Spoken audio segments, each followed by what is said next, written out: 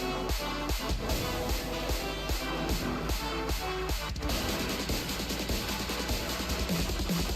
move it. There's no time for failure.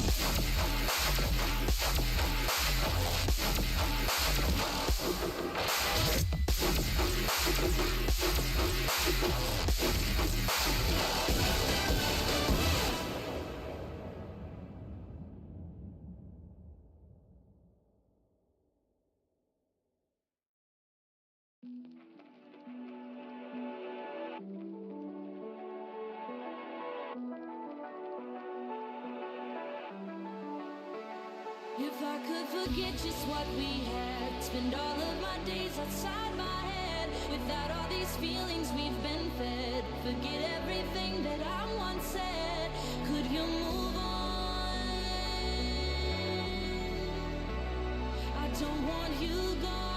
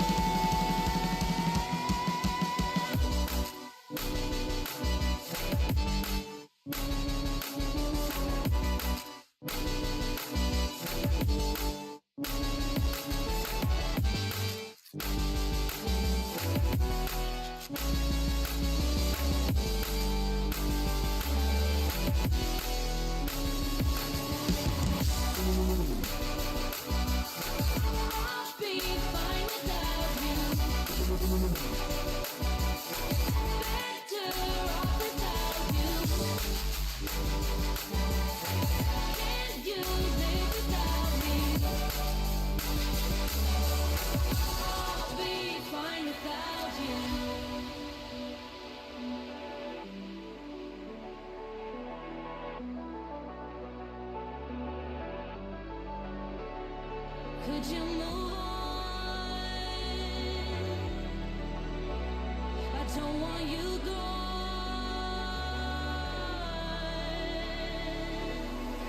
Forget what we had. Let me leave with something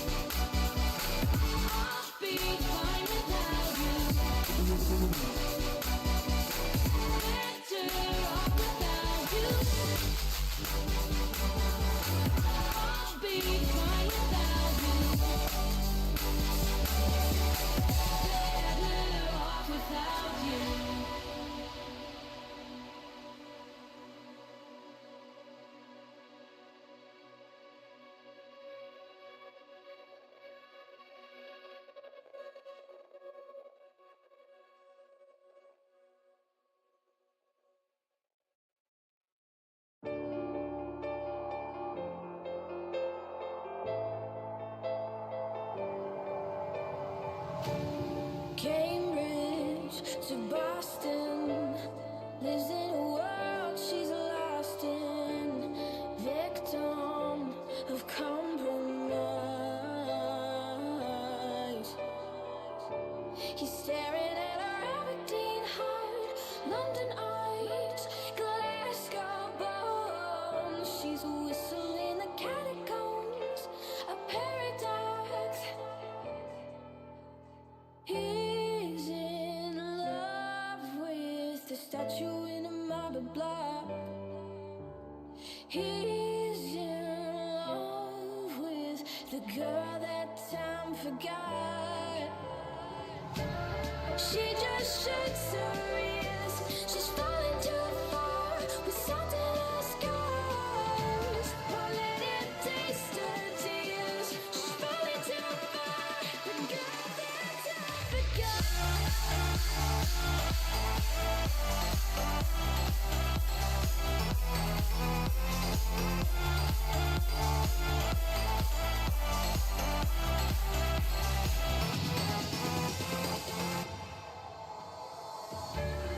Wasted moments, full of potential atonement. An angel in disguise, but he can see our Aberdeen heart, London eyes, Glasgow bones. She's a whistle in the catacombs, a paradox. Oh, he's in love with the statue in a marble block. He's in love with the girl that time forgot. She just shakes her wrist. She's falling too far with salt in her scars. Won't let it taste her tears. She's falling too far. The girl that time forgot.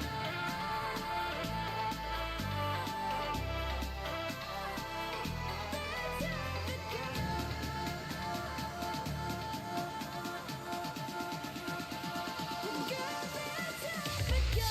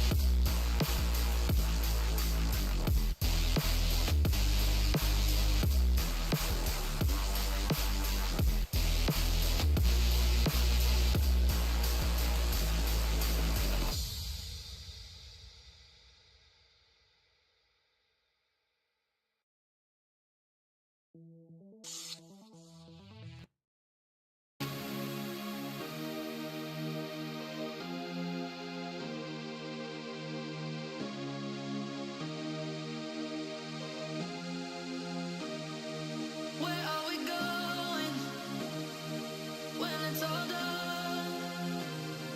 I can't help but think that we are the only ones. Can you ignite me into the sun? I wanna see what's underneath where we all come from. So tell me, 'cause I'm looking for a reason. Can't ignore the feeling. Show me what I'm running from. Give me something to believe in.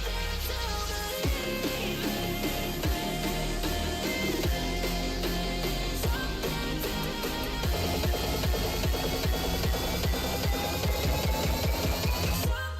to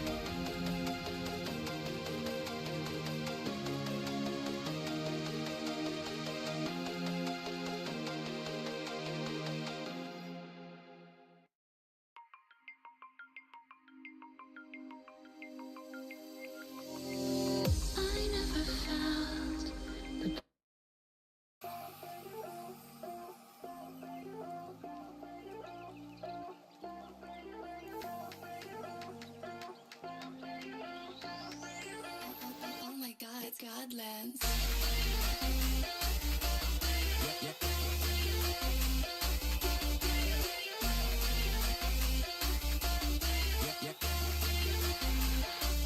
Yeah, moves.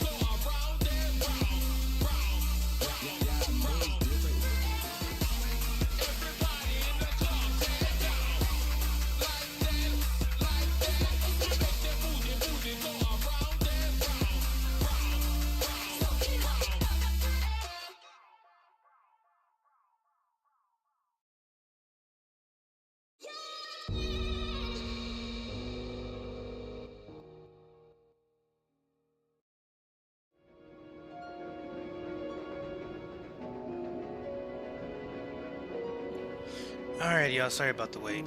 I got caught up talking with a friend, and I didn't want to interrupt them while they were telling me some stuff, so. Anyways.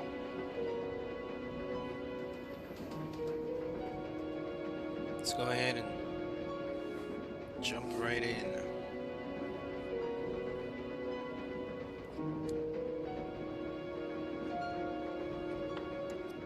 So we're on Act 19. Man-made monster. Was I supposed to feel sad? I didn't know Mel at all. The only reason I knew his name was because I heard Donovan say it. He was in and out of my life for roughly 10 minutes, and then I watched him die horrifically at the mercy of essentially a firing squad. But it wasn't witnessing his death that made me so uneasy. It was how willing he was to die.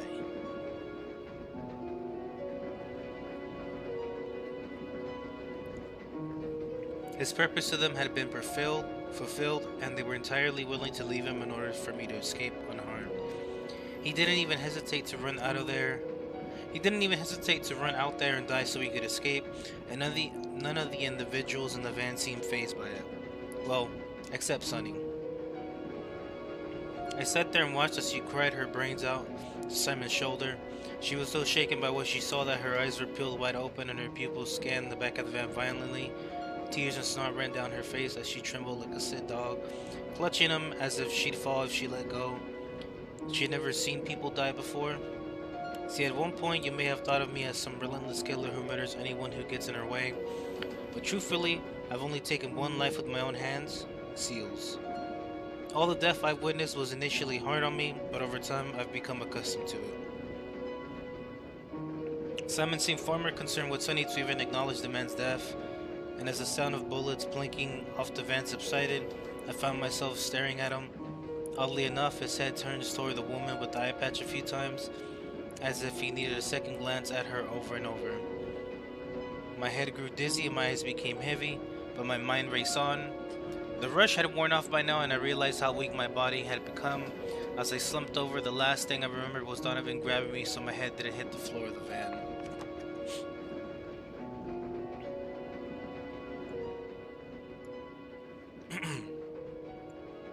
Maybe my mic is fixed now, who knows.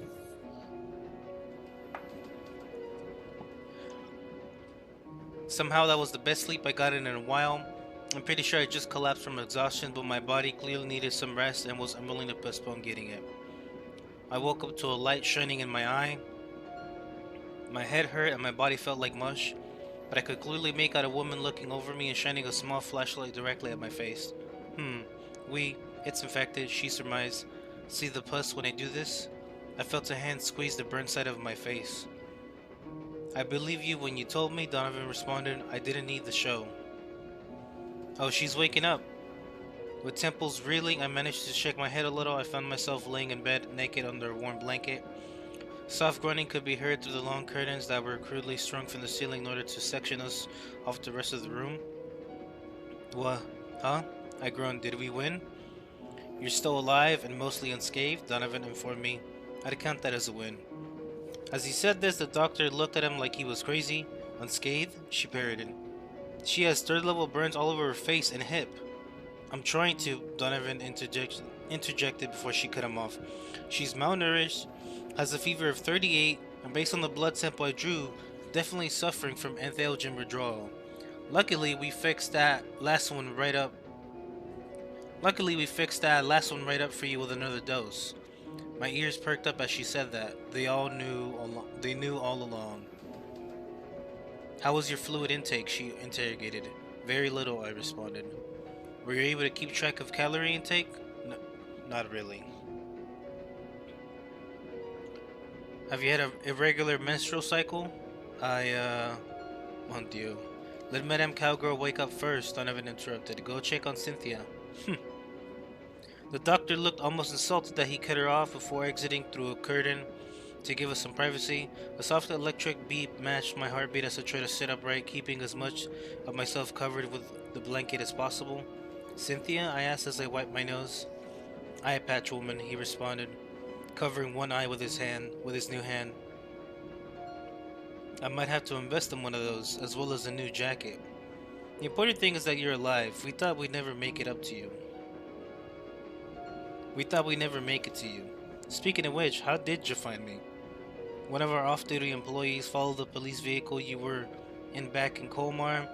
We wanted to come sooner, but I know about the quarantine. There's already been deaths. I stretched out to the best of my ability, then wiped my nose, making sure to hold the blanket over my chest with one hand. My nose was still running, and I definitely felt sick, but I tried to shake it off. Then I noticed that someone had brought clothes from my office and set them on a medical cart, presumably for when I wanted to get up. Maybe it was just me overthinking things, but I felt weary about them being in my office. If you'd give me a moment to get dressed, please, I asked him. I got a lot of questions that I fear I might not end up getting answered. Of course, Madam Cowgirl. Donovan nodded and took his leave through the curtains. I grabbed the clothes and began changing into them, making a mental note of how sore my body was. As I went to put my shirt on, I noticed something wrapped around my face. The doctor had wrapped half my head in gauze, with only a tiny portion of my burnt eye being able to see out of a small slit. Careful not to pull it off, I stretched the neck of the shirt a little before putting my head through. As I exited through the curtains, I noticed a bunch of other curtains were closed. Soft groaning echoed through me, and it became very apparent that the Garden of Eden didn't take too kindly to being quarantined.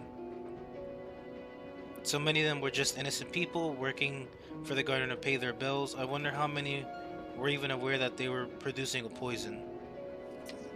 Tell me, madam, Donovan addressed me as he stood up from the seat he was waiting in. Is it impolite to tell a woman that she looks like she could use a warm meal?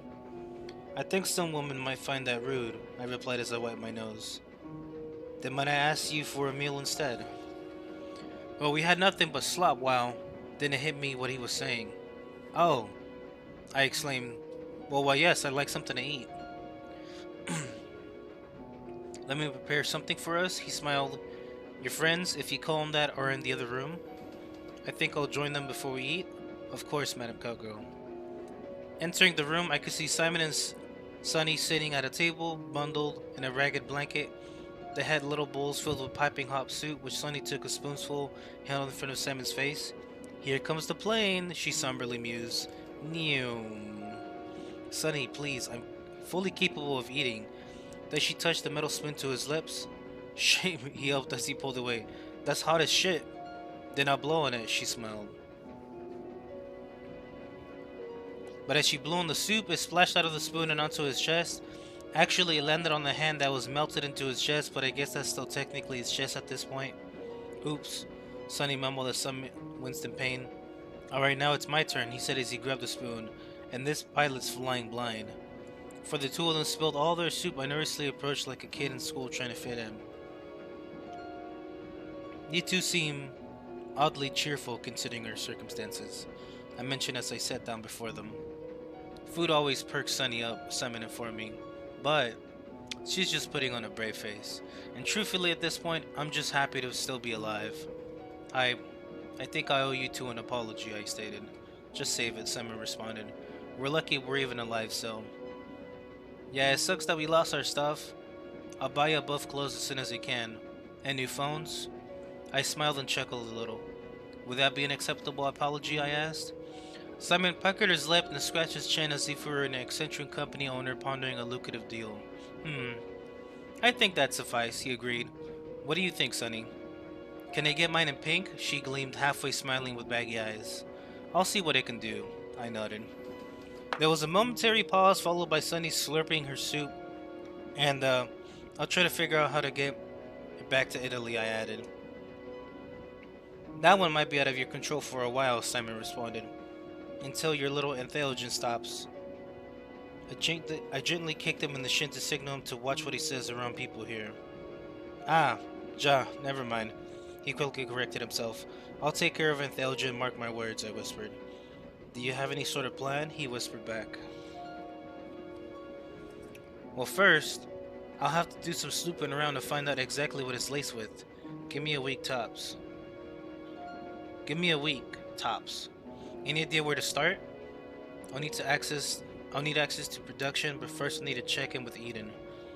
As I finished whispering to him, Donovan placed a bowl of palm as I leg up before me. I tensed up, worried that he'd have heard what we were talking about. Bon appetit, madam. He smiled as he sat down. Merci, I responded. This looks really nice compared to what we were eating. It's the least I could do. Might you introduce me to your friends? I had already stuffed my face with a big bite of cheesy potato, so all I could do was nod. We're capable of introducing ourselves, Simon interjected. I'm Simon, and this is Sunny. When Simon reached over the table to shake his hand, Donovan must have gotten a clear look at his chest. Your hand, Donovan mumbled. It's attached to your chest. That it is, Simon responded. Would you like it removed? I like a lot of things at this point. Eden may be able to help you. At this point I was able to speak again and decided to join in. That reminds me, I spoke up. You said Eden had gifted you your new hand? Oui, that they have, Donovan replied. Eden has grown more generous as of late. Maybe you two will be fixed. I did not like or appreciate the way he said that to me. Even Sonny looked at me as tension began to form. Ja, does this Eden fella sell new eyeballs? Simon joked. At this point I was convinced that Simon either thinks he's funny, isn't afraid of getting hurt, or has problems reading the room. Donovan chuckled dryly. You know nothing of whom you speak. Eden will provide us all with what we need as soon as they can. Even a blind man could see that. I don't think a blind man sees much of anything. Donovan turned to me with a frustrated look. Just let him have this, I muttered. He's been through a lot. As you wish, madame. With that, Donovan decided to take his leave. Now why do you insist on doing that? I sternly asked. Are you trying to get hurt? Because this company you work for is a goddamn cult, he answered. I don't understand how you can stomach them. Well, as of late, neither can I. I grabbed their empty soup bowls and stood up. You too good with staying in that closet I had you in? I asked. I'm gonna grab my stuff and start looking around. Are you gonna lock us in? Sonny responded. I was hoping to see my data again. I very much prefer it if you didn't wander around. I can't exactly confirm your safety since my hostage shouldn't be allowed to really roam the facility. Oh, so I'm back to being your hostage? She groaned. We'll go with that until I can get you out of the country. I smiled to show her that I didn't mean any harm. If I see your father, I'll send him your way, I promised. Then I led them back to the room for the foreseeable future. Hey, Simon muttered as I escorted them into the room. I responded. Even if you can't bring back those people, even if they can never fix what you done to my hand, and even if you fail to stop this madness, he cleared his throat as blood began to drip from behind his eye mask. Just know that at one point I consider you a friend, he finished. And I like to get back to that someday. And I like to get back to that someday. I paused for a moment before a faint half smile ran across his face. I like that too, Siggy, I agreed. Then I closed the door, locked it, and headed to my office. As I turned on the lights, my once familiar office felt foreign to me. Almost everything was how I left it, with the exception of a few things, and yet I didn't feel comfortable sitting in here. To me, this place was a sanctum of my compliance and ignorance of what the Garden of Eden was, what the garden was creating, a place to isolate me and keep me in the dark about their plans, and I hated it. Opening my desk, I grabbed another detonator for the bomb on Sunny's ankle, which I am beyond grateful that Monty didn't attempt to disarm, although I have absolutely no intention of actually use it on her anymore. Keeping the spare detonator in my person will stop any mishaps. The gun that Donovan gave me was sitting on the desk, which helped me feel a bit more secure. If they were willing to give me a gun, then there was no suspicion of my intentions. Not that there would be yet, but I digress.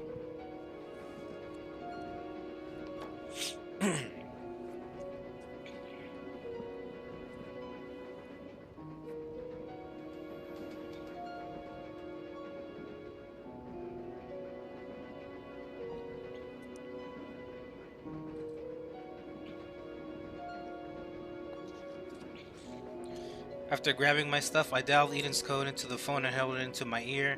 It rang a few times before my television flickered on and I saw the faces once again. Hello, cowgirl, Eden spoke in unison. Hello, master, I responded. We were so very pleased when we heard of your rescue, Adam informed me. We were worried you had been harmed, Eve followed up. Your poor, beautiful skin. I was, but I'll get over it. Something inside me began to boil as I spoke to them. It took every ounce of self-control that I had to not immediately inform that I was aware of what they did to my drug. What is our prerogative concerning quarantine, I asked. Do we have any routes in or out? We're afraid not, Eve informed me. For now they have succeeded in trapping us. I assume Sergei's munitions have been fully delivered? Indeed they have, Adam mused. They are quite wonderful. We must use them to protect our garden from outside sinners. Tell us, Eve added, are you willing to fulfill your role in the Garden of Eden?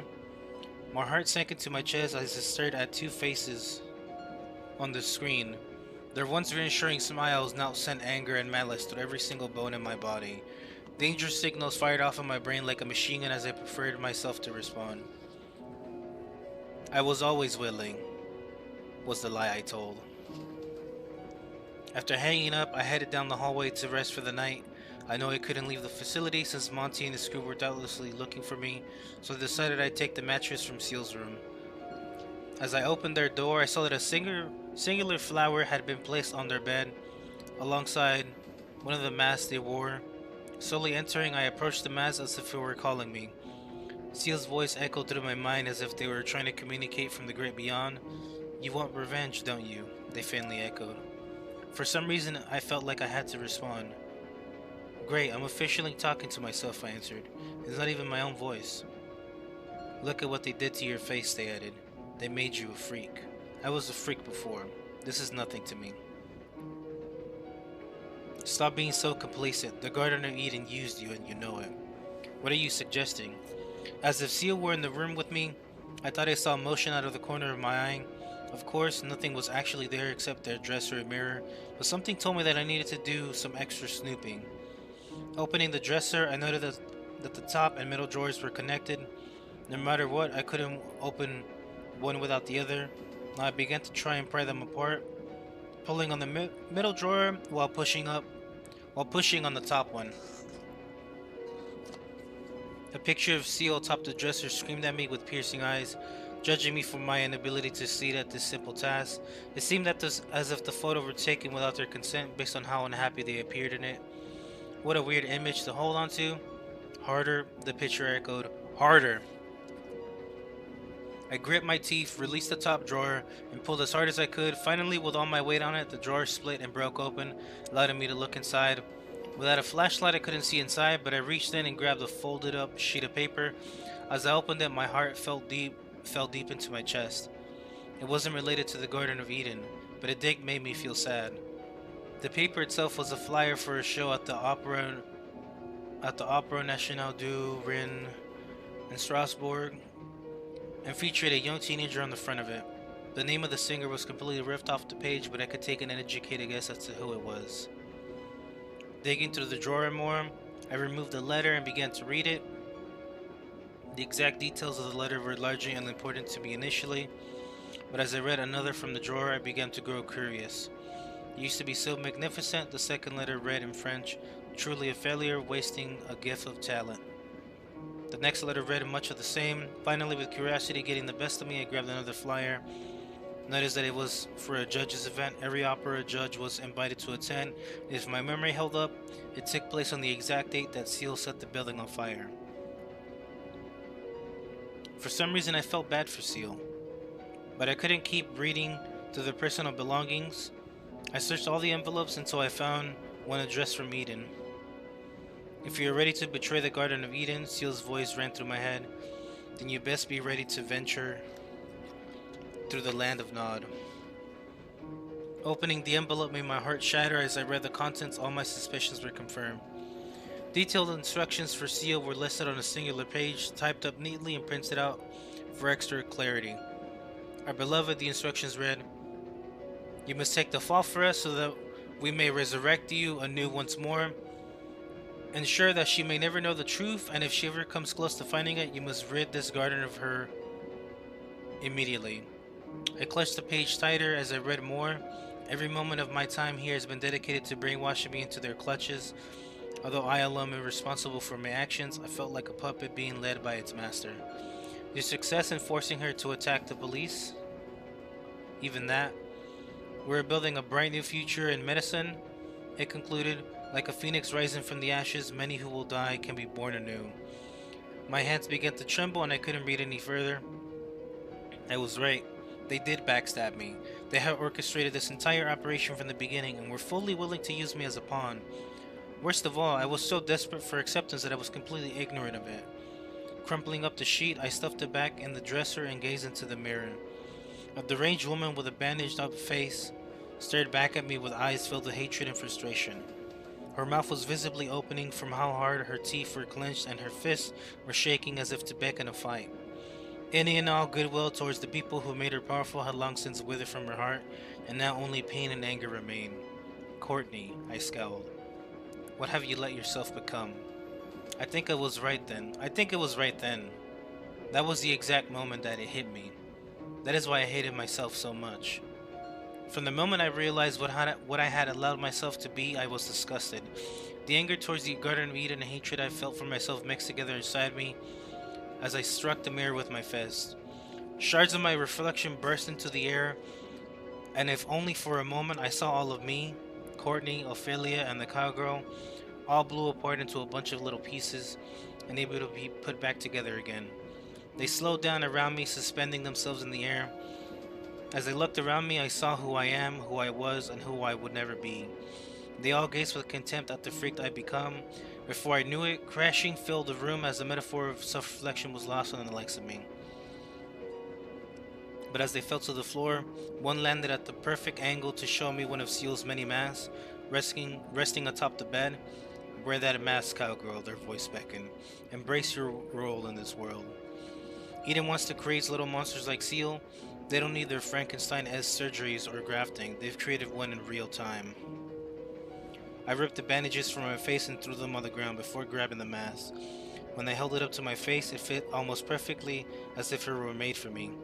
Allowing the mask to fit directly over my burn felt like I was hiding a dirty little secret, like how I'll use my acting skills so that they'll never suspect me of knowing.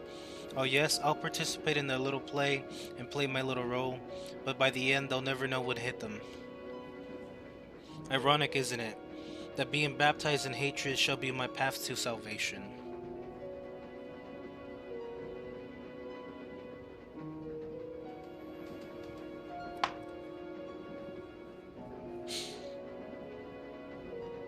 Okay. We're on Act 20 now.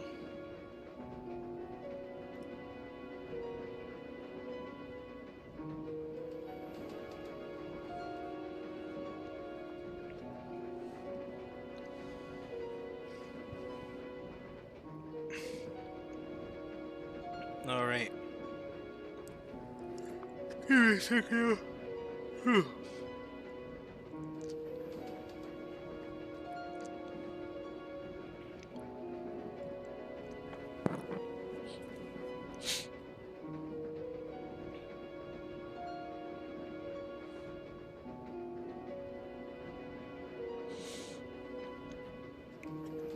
Alright. Act 20. A Tale of Blood and Bones. First things first, I needed to know exactly what intelligence was being laced with. This singular thought ran through my head as the warm shower trickled down on my body. Various comebacks to old conversations, witty remarks, and even salacious flirty lines flowed more easily under the clarity of warm water and steam. I heard a rumor once when I was younger that people do their best thinking while in the shower, and all evidence throughout my life supports it, but today my mind was entirely occupied by how the hell I was going to fix this mess and make it out alive. The problem is that despite my role in the Garden of Eden, my access cards didn't allow access to production. It was located underground and the only way in or out was through specialized elevators that required certain key cards to work. In fact, I never actually seen anyone enter or leave production. I knew I'd have to steal an access card or convince someone to take me there. I just had no idea how to go about it. Maybe I could use my managerial role to demand I be taken there. Even if the role was made intentionally to keep me in the dark, I doubt that's common knowledge. And what if merely asking something makes them skeptical of me? Members of the Garden have always been secretive, just in more of a we all have issues, so mind your business and do your work way. Yet all I had at my disposal was some decent conversation skills, my high standing, and some acting abilities. God damn it! Hold on, yo.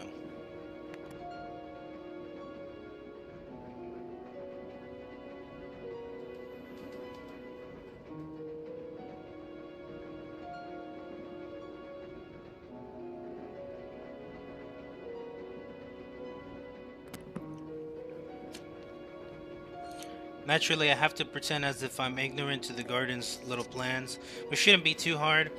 Once I finished and dried myself off, I got dressed and prepared to head towards the shipping room to find Sunny's father.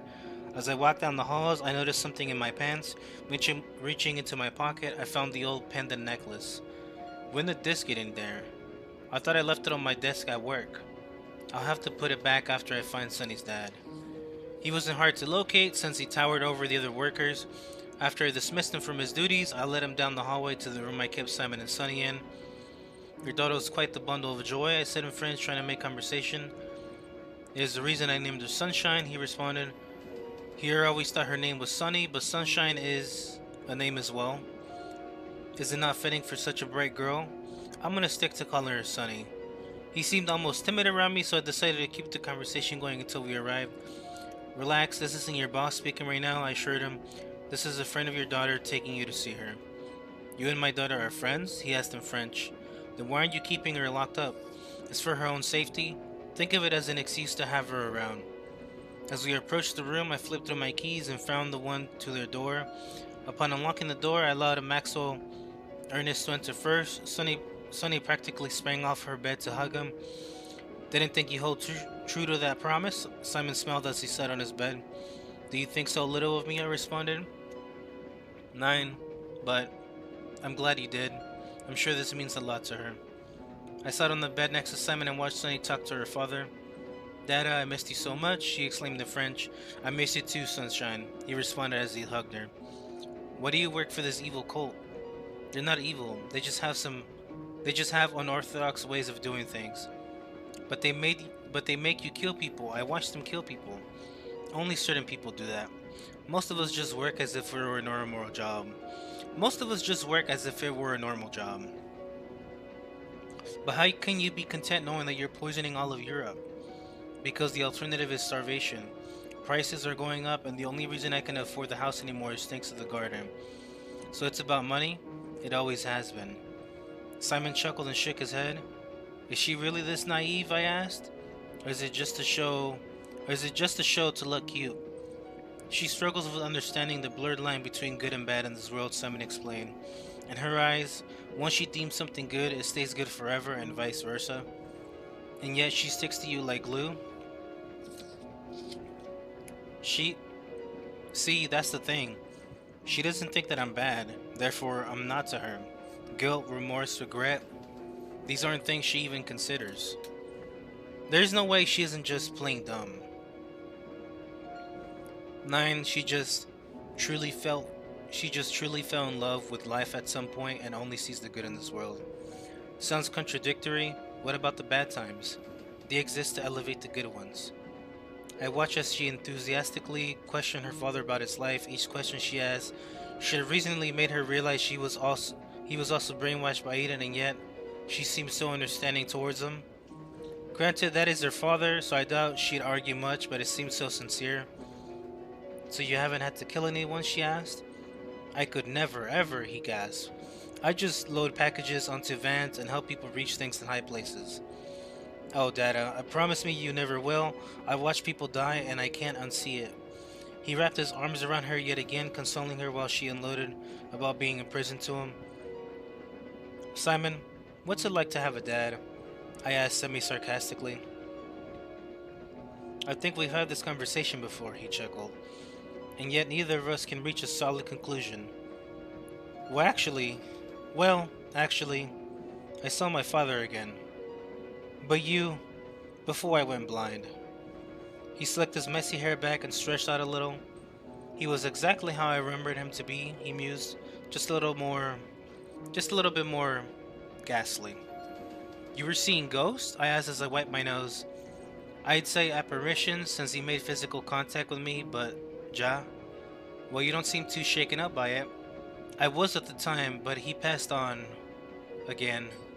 How'd he, die this time? Simon stretched at the hand on his chest a little.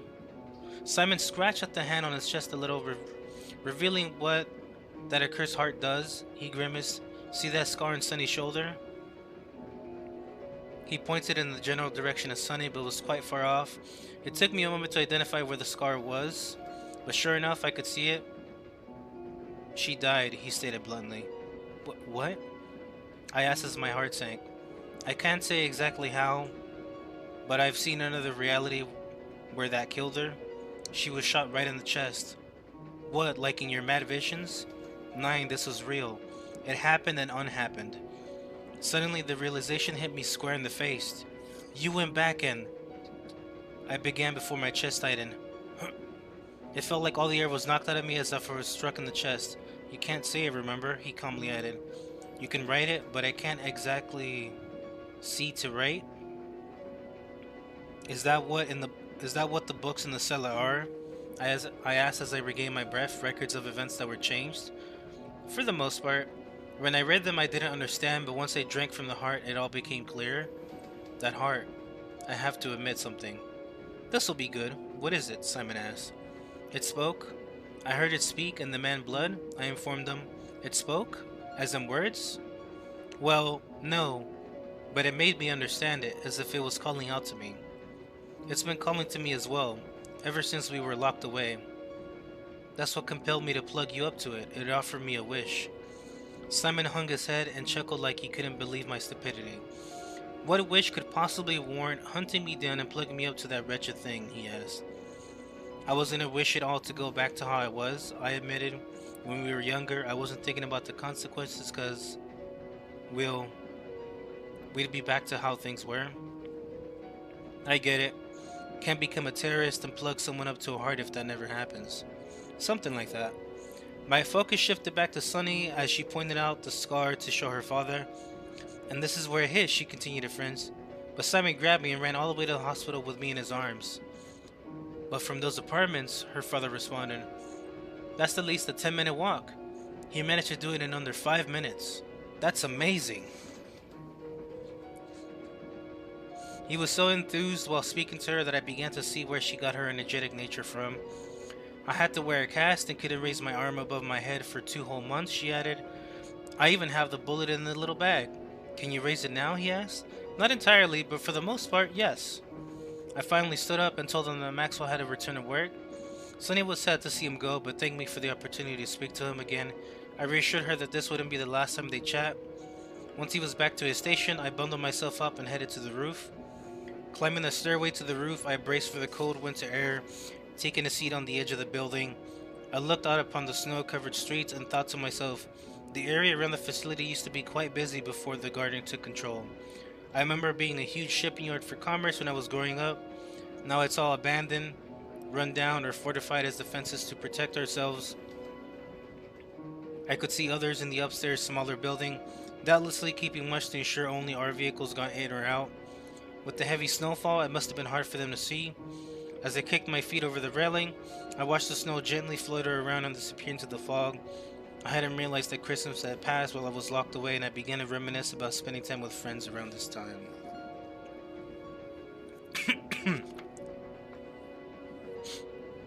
Okay.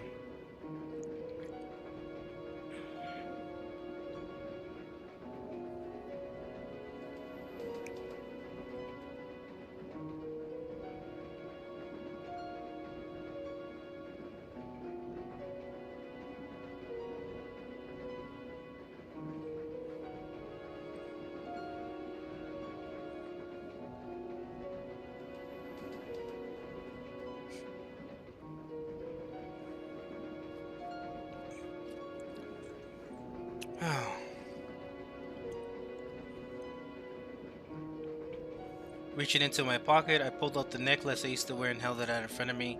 Examining it closer brought back a whirlwind of memories, all surrounding one specific moment. The specific memory that came to mind was back in secondary ed, the year we'd met Simon, Robert, and Sunny. How the fuck do you say that?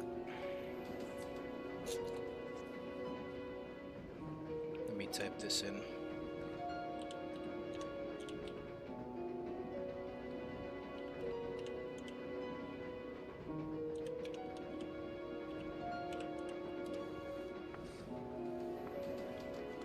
Merry Christmas. Okay. Frohe Weihnachten.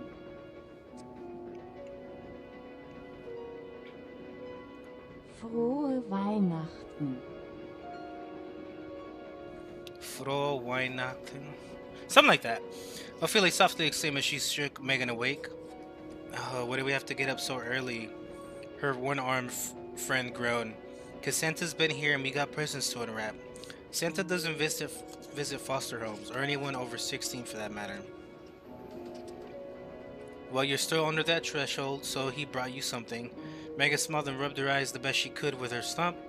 Fine, she muttered, I'll get up. As she sat up and stretched out, Ophelia grabbed her Santa hat and put it on her head. Truthfully, there was only one present for Megan to unwrap, and it was from her, not Santa. Smiling, Ophelia presented a small unwrapped box to her. Placing it between her thighs to hold it still, she peeled the tape off and removed the contents. A packet of small, highly lucrative artist pens now belonged to Megan. Oh, how did you? She muttered. These are so expensive. I stole them. Ophelia sheepishly responded, avoiding eye contact. Pfft, I must have been a horrible influence on you. I wouldn't say that. Megan fiddled with the packet for a moment before setting it to the side. Oh, Ja, I got you something as well, she exclaimed. She hopped out of bed and opened her cabinet, removing a tiny little box from it. It almost looked like the sort of box a wedding ring would be in from a distance, but as she handed it over, Ophelia realized it was a bit larger. Flipping it open, Ophelia found herself staring at her reflection in a shiny brass necklace. It was round and had a tiny hoop that a thin string ran through. Little did she know that she'd end up wearing this necklace for the rest of her life. At least until she got the cowbell. Madam Cowgirl, Donovan said, interrupting my memory. Gah. He startled me so badly that I grabbed to the edge of the building where I was sitting so I wouldn't fall. As I put the necklace away, I placed my hand on my chest to check my heart rate. Oh my stars. Do not sneak up on me like that, I gasped. My heart damn near gave out. My apologies, madam, he apologized. I have something for... Is that Seal's mask? It was a perfect fit. I can't be walking around with my new face looking like a peeled open scab. That's not how I would describe it, but it's something you should get fixed. And how the fuck do I get this fixed? You heard the doc, it's infected.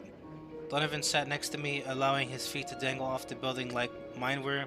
I couldn't help but notice him set a large package down before he took his seat. You forget that the Garden of Eden is much more than just us, he stated. The Eden can cure all wounds with their holiness. They can revive the dead, I've seen it myself. An infection is nothing but child's play. Yeah, and I'm sure they can remove each and every little spot of vitiligo on my body while they're at it, I sighed as I wiped my nose.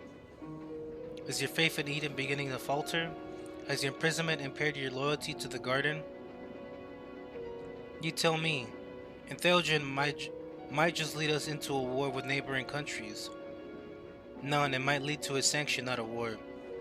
And if that's the price that we must pay for Eden's salvation, then so be it. Did you know that entheogen withdrawal was lethal? I did not. I myself do not take entheogen. Well, I was forced to, and now it's been running through my mind constantly. I shivered from the cold, since I was only wearing a long-sleeved shirt. Truthfully, it was foolish of me to sit outside this weather without a jacket, but I didn't care about my well-being anymore. Here, you must be freezing, Donovan remarked as he handed me the package. Open it. With trembling hands, I opened the package and removed a large duster from it. This was bigger than the one I had, I commented as I quickly put it on, careful not to fall off the ledge. It even has all the pockets on the inside. It is, in fact, a large jacket, Donovan commented. It's just missing your scent. I stopped for a moment and tilted my head at him with slight confusion. My what now? I asked. That scent that follows you, he explained. It's like lilac flowers and candles. Oh. Ciel Nocturne Etoile. I have a whole bottle of it back at my place. I'd love to go get it. It's far too dangerous right now, but once things calm down, I'll personally take you there. I smiled. You've always been so kind to me, I mentioned, yet I never bothered to ask you why. That's simple, he responded. We're both foreigners, unless I'm mistaken. You very much are. I lived here my entire life. Yet your accent comes from overseas?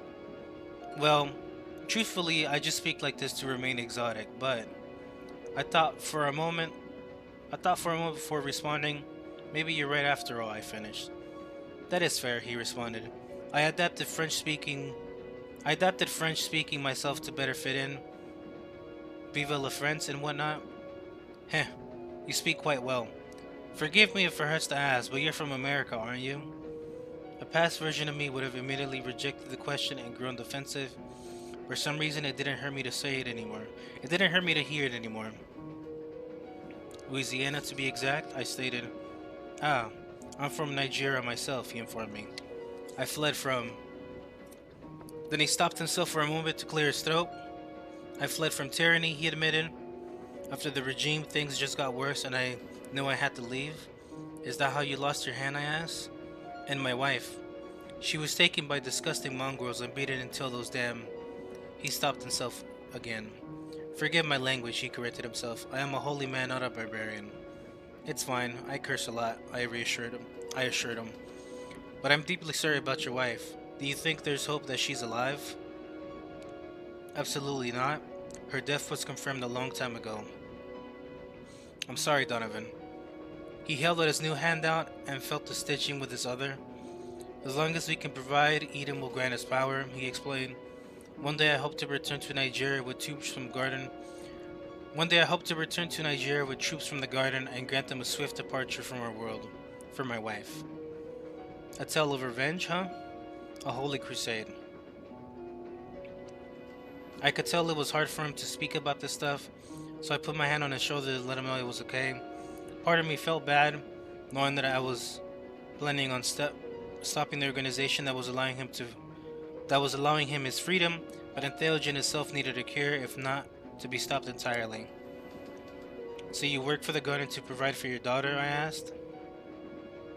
Well, initially, no, he admitted. I was conscripted into the garden by force, but I've come to love it over time. I was forced into this as well. They gave me an ultimatum: join us or die. For me, it was my daughter. That angered me to hear. I nearly insulted Eden, but caught myself before saying anything as to not offend Donovan. That's horrible, I responded with a gasp. It was, and yet now I would rather die in Eden's grace than fall from it. You do seem to enjoy working here. I very much do, he replied. They provided me with a sense of belonging, if you will, a place where my origins do not matter. I feel that as well. Do you know what it's been like being an American growing up in France? Do you know what it's like being a Nigerian living here? I was treated horribly because of my skin alone. I smiled and chuckled a little. Me too, Donovan, I laughed. Trust me, me fucking too. But how? He asked, seemingly genuinely confused. You're so very beautiful. Your skin is as if your very body has eroded away to reveal the most beautiful porcelain underneath. Oh,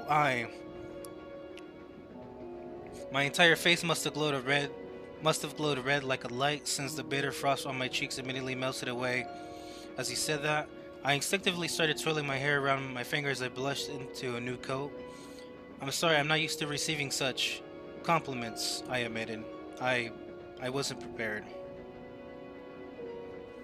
My apologies, madame, he resigned. I didn't mean to overstep. You're fine, but if you raise your daughter to speak like you do, you're gonna have a little heartbreaker in your hands. He smiled. She's already quite the rascal at 13, he gleamed. Do you like kids? Well, that is to say, I love kids, I responded. I really want to have some of my own one day. In fact, I often dream of being a mother. Perhaps someday I can introduce you to Macy.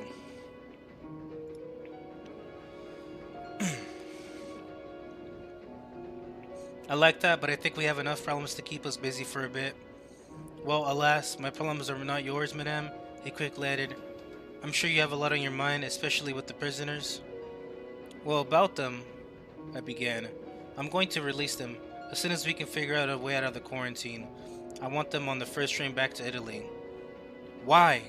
Have they expended their use to you? Their services are no longer required. No sense of keeping them here, right? He sat there for a moment. Now forgive my suggestion, since I can see you clearly have a history with them, he said. But have you considered offering them to Eden? Pardon me? There's something unholy about the German's body.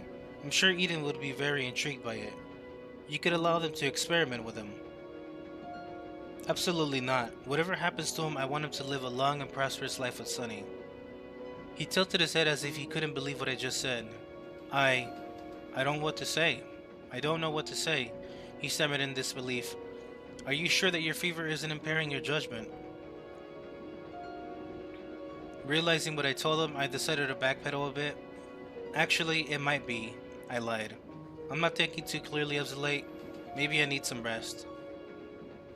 Good idea. Now let's get you out of the cold before you... His brow furrowed and his voice trailed as he looked towards the watchman in the smaller building. I looked over to see them through the frosted windows scrambling to grab their rifles. What in heaven is going on over there? He mumbled. The snowstorm began to pick up even more, making it hard to see through the windows of their building. Finally, gunshots cracked through the fog and red light shot up into the snowy skies, followed by a loud screeching sound. I'd only been warned of this signal flare and thus never seen it go off, but I knew that if whatever was out there was enough to warrant its usage, we were in for the fight of our lives. Madam, get inside right now, Donovan commanded. We need to alert the others. He didn't have to tell me twice. I ran to the doorway and threw myself into the stairwell, frantically making my way down the steps with him behind me. By the time we made it to the central hallway, red alarm lights were flashing and people were making their way to the armory. I need to make sure Simon and Sonny are safe, I informed Donovan as we made our way through the light crowd. I need to ensure you are safe, he responded. You are my priority, not them. They cannot die in a shootout today. They are too much of an asset to us. As we made our way to the armory, I was able to see the garden's full power in display for the first time. The equipment we had at our disposal was staggering and clearly made an impression on Sergei, firm to provide us with much firepower.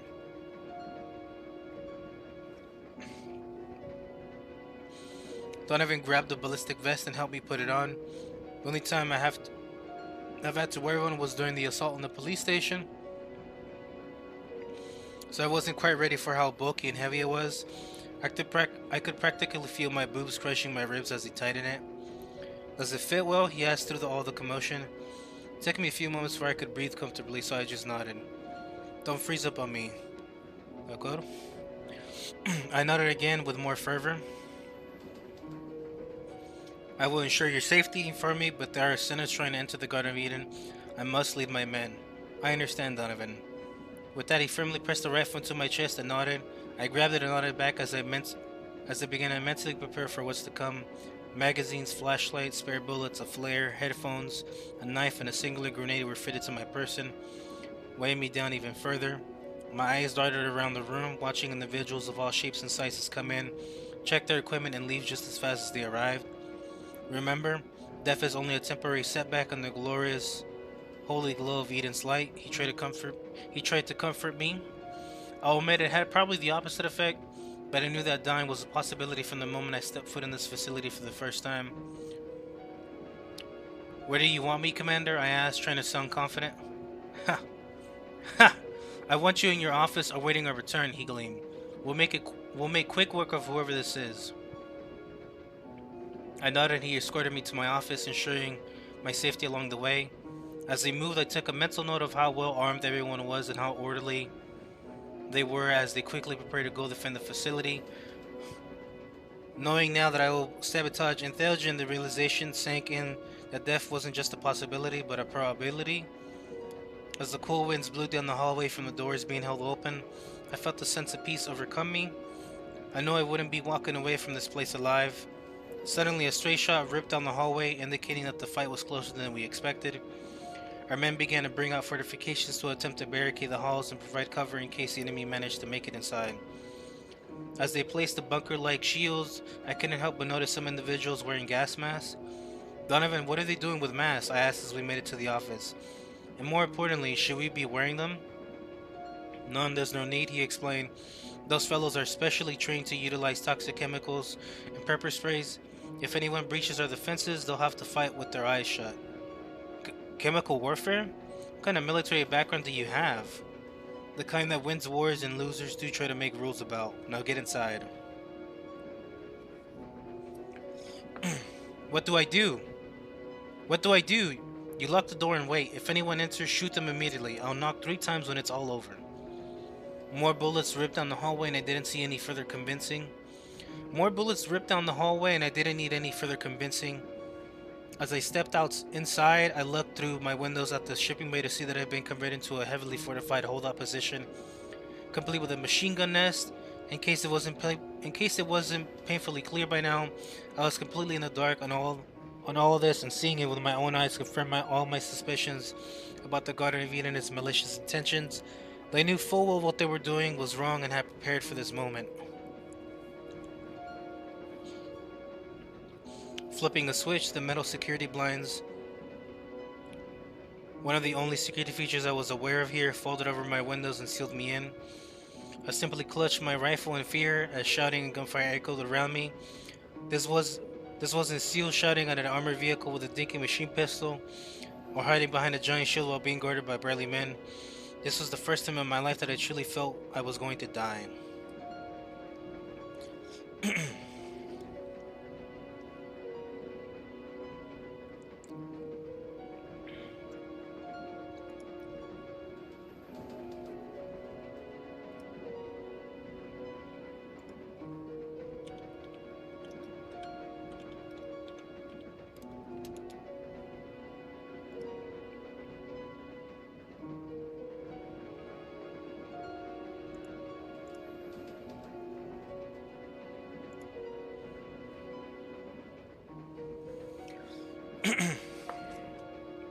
Act 21. We all bleed the same. Alone in the darkness, I clutched the rifle, trembling as gunfire and shouting echoed around me. My heart pounded in my chest harder and harder as the uproar grew closer and closer. I couldn't actually aim my rifle since my dominant eye was still mostly welded shut from being burnt, so I kept it pointed at the door at all times. At one point something slammed against the door, startling me so hard that I almost fired the gun. Finally, after what felt like an eternity, the sound slowly stopped. I sat there for a moment in complete silence, deafened by the sound of my own heart and sniffling.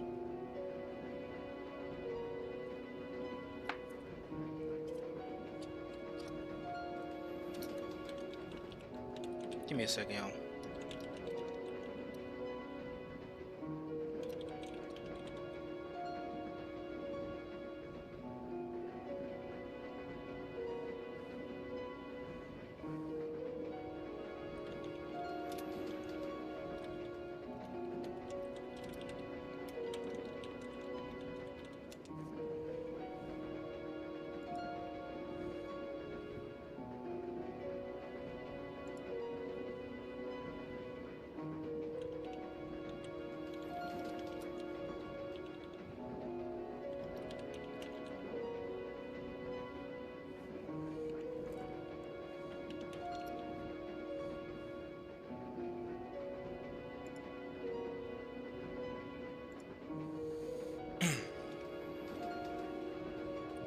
Okay.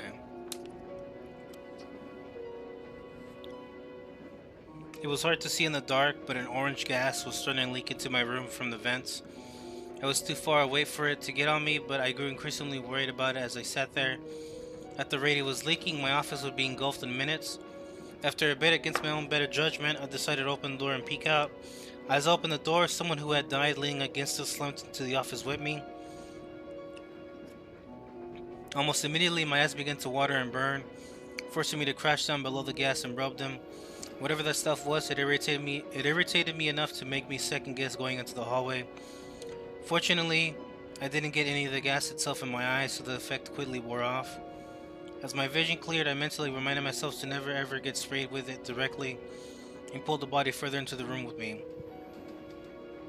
Must have been at least 4 or 5 bullet wounds on the poor guy, based on how much blood he was covered in. I swallowed the knot in my throat and tried to remain brave.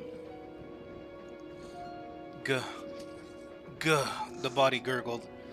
You still alive? I asked, keeping my face low. Guh. Guh. Each time the man gargled, more blood pooled around him. He was already gone, but his body appeared to be involuntarily convulsing, as if to release what little air remained in his lungs. There was no saving him. It felt wrong to me, but I pulled his gas mask off his face and closed his eyelids. He wouldn't need any more, and I wasn't too keen on meeting a similar fate. At this point, my office had filled with enough gas to be hazardous. Thank you very much, kind sir, I whispered to the body. May the Lord bless you and forgive your sins. The body no longer responded, allowing his soul to finally be at rest. Realizing that the gas mask had blood in it, I gagged to myself and tried to remain calm. I was so terrified that I found myself hugging my rifle as if it were a safety device. My breathing was heavy and erratic as I peeked my head outside the door. That's when I saw a horrific sight.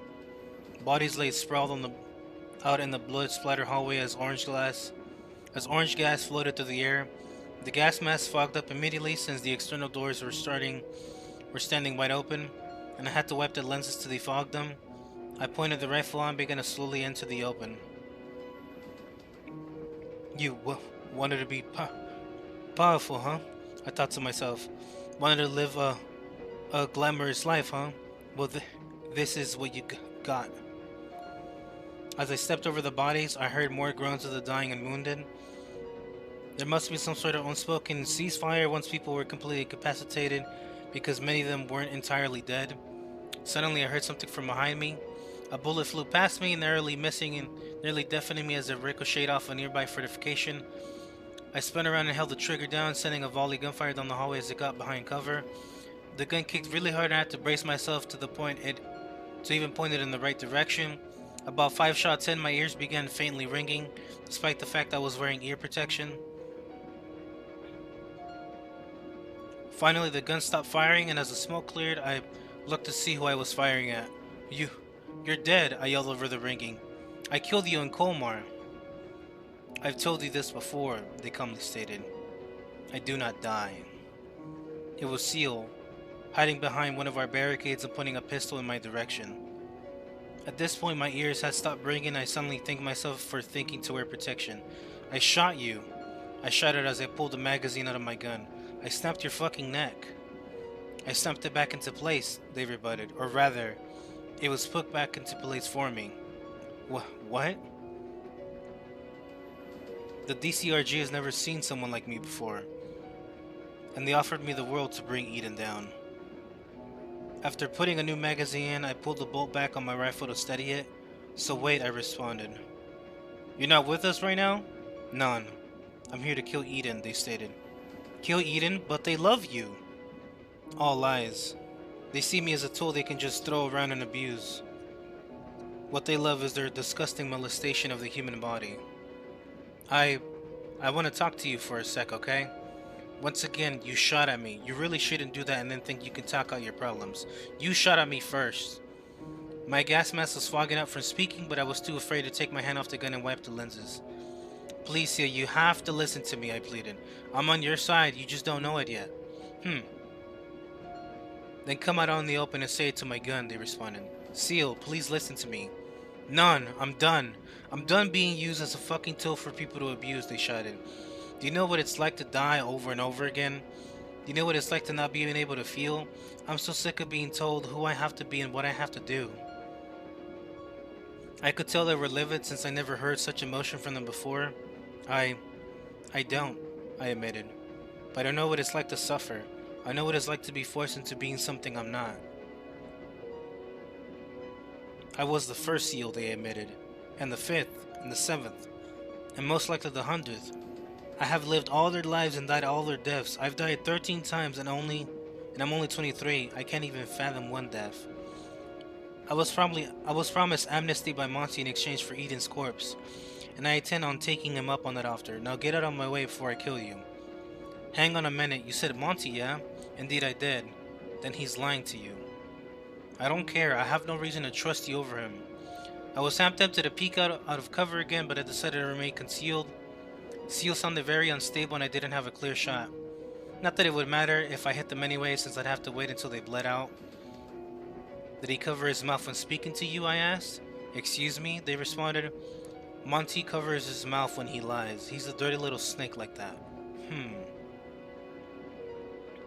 I thought he was lying to me about Entheogen, but I learned his tale when he was torturing me. And I know that Eden uses us like tools. I saw the letter in your room. Again, I'm sick of being told what to do and who to be. Likewise, I need to know what's in that drug, and I'm willing to die if I must. Well, in that case, my heart sank as I heard them leave their cover and begin to approach me. I tried to angle myself in a way that I could shoot them as they get near my position, but I knew it was futile. All I could hope for was a headshot. Basile simply sat down on the opposite side of the barricade. I don't want to fight you, they said calmly, and I don't want to have to kill you. Terrified, I sat there and listened. When we use that, heart thinks power. I saw my own life, they admitted. I don't even remember my own life enough to see it now, but I saw it then. He sighed and noticed that the orange gas had almost entirely dissipated. All that remained was the smoke from all the gunfire. I don't remember why I wanted them all to die in the fire, he explained. I just know that I wanted them to. And yet deep down inside of me, I feel like I was wrong. I mean, I'm one of the kids that bullied me to die. I tried reasoning with them. Yo, what's up, Jake? But I think that's a normal feeling to have. So why did I feel it? They didn't deserve to die, just as I don't deserve to live. Yet here you are. Not just living, but you're borderline unkillable. This is not living. I eased up a little bit as he slammed his fist against the wall in a fit of rage. Seal, I sighed. Eden used us both. And yet you sit here blocking me from them, they lamented. We can end this together, just don't kill me until Entheogen is cured. They then got up, calmly walked around the barricade and presented themselves. Here, they said as they handed me a keycard. This is how you'll get to production. Why do you still have the card to production? I asked nervously. Because this is the only card that can open any door in this facility. Eden made the mistake of trusting me with it. I slowly reached up and took the card, maintaining eye contact. Seal's eyes looked sadder and heavier than ever before, and despite their ghoulish and menacing appearance, they seemed vulnerable. You really think Monty is lying to me? Seal asked. I assure you he is. Then toss your gun to the side, they commanded as they pointed their gun at me, and put those acting skills to use. Then they pressed their finger against the tiny earpiece they had in and began to speak. I found Cowgirl, they stated. Come in. I sat there for a moment staring down the barrel of Seal's gun until I heard the squelching of footsteps over the mess of bodies down the hall. It drew closer and closer until I could see Monty's smug face staring right at me. Excellent find, Seal, Monty stated. I knew we could count on you. Merci, I presume I will be compensated for my find, they asked. Oh, absolutely. Once we get her back to incarceration, put Eden in a body bag and glass the city, you will be rewarded most handsomely. Pardon? What did you say about this city? Oh, did my assistant not tell you? Monty shrugged as he forgot a simple item on his grocery list. Feed will be gone come next week, he stated. Orders from the higher-ups. Don't you watch the news? What are you planning? Seal asked. It's nothing that concerns you, Seal. We'll have you long on your way before there's any issue. Monty tried to move past Seal, but they pressed their hand on his chest and stopped him. Promise me my money, Seal demanded. I want to be paid for this bounty. Of course, Monty agreed, taken aback. Promise me amnesty. I want to leave this shit stain of a country. I will personally ensure that you will be a free man. Promise me the world. It will be yours and more. Seal's eyes were no longer trained on me, but watched Monty from the corners. Instead, if I could see it clearly, then I knew they could as well. His hand was covering his mouth. Without a word, Seal turned the gun away from me and shot Monty point blank in the stomach. As he collapsed, he tried pulling his gun from his holster, but they swatted away from him with a wicked slash. Monty gurgled and groaned in agony as Seal pointed their gun directly at him. Taking the appropriate cues, I slowly stood up and grabbed my rifle, opting to point it at him as well. You fucker, Monty gasped. I could have given you anything. But you were never going to, Seal calmly stated. He began spitting up blood and heaving as I stood next to Seal. And you, Monty growled, do you have any idea what you've done to this country? I took a deep breath before answering. I'm sorry, I replied. I didn't quite understand that. Cows don't speak that language. Then I pressed my rifle to his head. You should try it moving, I finished. And I pulled the trigger. Now when someone is shot up close in the movies, there's usually a clean squirt or spray of blood and it's over. But when I pulled the trigger, Monty went from having a head to having about half of one. The other half ended up everywhere else. It was not a sight I wanted to linger on, no matter how much I hated the guy. Wiping myself off, I looked over at Seal, who seemed entirely unfazed. So we are good? I asked. I'm still very angry that you tried to shoot me, they sighed. But Eden has to fall, so I'll let it slide for now. We began making our way further down the hallway, keeping our voices low as we proceeded. In my defense, I began, you did try to kill my friend. I know, they agreed. I still don't like him very much, but you can rest assured that once we're finished here, these hands will no longer draw blood. I can't imagine you living a peaceful life. I've always wanted to try my hand at fishing. Did you just try to tell a joke? I thought... forget it. I was planning on living in isolation. Maybe I'll start homesteading. I think you'll make a great... Suddenly, gunshots broke out again further down the hallway. Seal grabbed my arm, then pulled me to the side.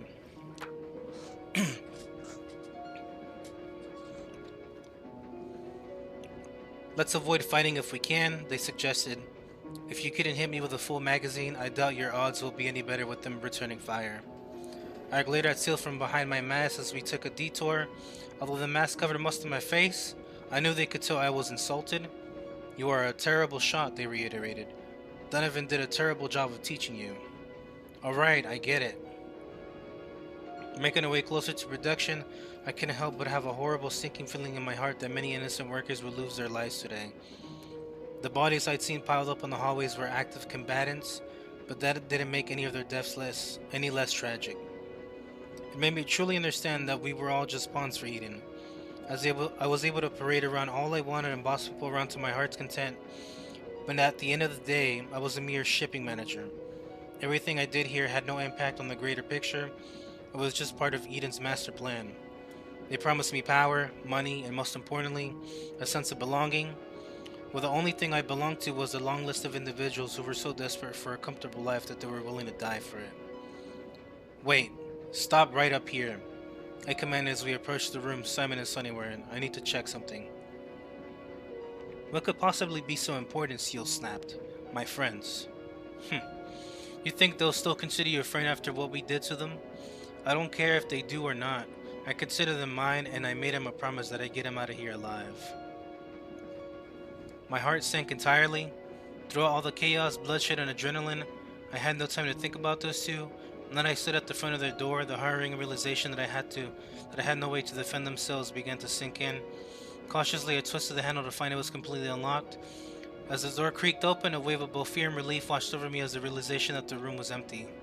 They're gone, I mumbled. However, despite their absence, all the stuff was left inside the room. Donovan must have taken them somewhere safer like I requested. Do you think they made it out alive? Seal asked. I'm hoping so, I responded. I'm really hoping Donovan got them to safety. Keep hoping, but we need to move. With my mind slightly eased, I nodded at Seal and we continued making our way to production. I pulled the key card from my pocket as we stood in front of a reinforced metal gate, which is more akin to a bank vault than a doorway. Above it was an illuminated sign labeled production. When I swiped the card, the electronic display switched from locked to unlocked, and the gate roared to life, opening wide for us. As the gate opened, behind it was nothing more than a singular elevator. We glanced at each other for a moment before stepping inside. As I slung my rifle over my shoulder, I gave myself a moment to calm down. Witnessing so much death and gore had my stomach doing flips, but I couldn't afford to be shaken. "You're not gonna like what's down here," Seal told me as they pressed the elevator button. "I don't care if I like it," I retorted. "I need to know what Eden's done with my drug and how I can cure people of whatever they put in it." That's admirable. That's admirable. Did you just give me a compliment?" I was shocked. The entire time I've known Seal, they've always been either critical or ambivalent of me. It made sense too, as they revealed that they always hated me when we fought in the room with the heart. "Don't let it get to your head," they smiled. "But Eden was right to fear you." "I never knew they did," I admitted. "Why else would my final task be keeping you in line? They knew you wouldn't stop at anything until you got what you wanted. Now that I'm disobeying their orders, I see it now as well." "So you don't really hate me, do you?" "I never hated you. I hated what Eden made me become. I hated what I became." I took my gas mask off and turned to them. "Is that one of my masks?" they asked in a shock upon my seeing my face. Carefully I removed the mask, revealing my burns. Their expressions changed ever so slightly, but still remained absolutely petrified. My burn mirrored theirs, although it was much less severe.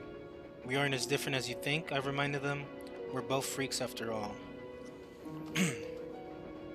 They slowly reached out to touch my face, but as they drew close, the elevator doors opened. When I looked out into production, I was mortified by what I saw. Briefly stunned by terror, I could barely manage to put the mask back on my face and step out the elevator. The sight was so horrible, so ghastly, it only reaffirmed that Eden pulled all of the strings. We were never in control. Act 22. The Living Dead Division. There must have been 30 of them.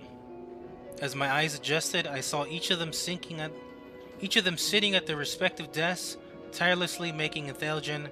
Their hands were mismatched and sewn together from scraps, while their faces were mangled together only in the most crude of manners. Some had multiple arms to work faster, while others only had one. Had I any connection with these wretched souls, I would never refer to them as my siblings, Seal lamented.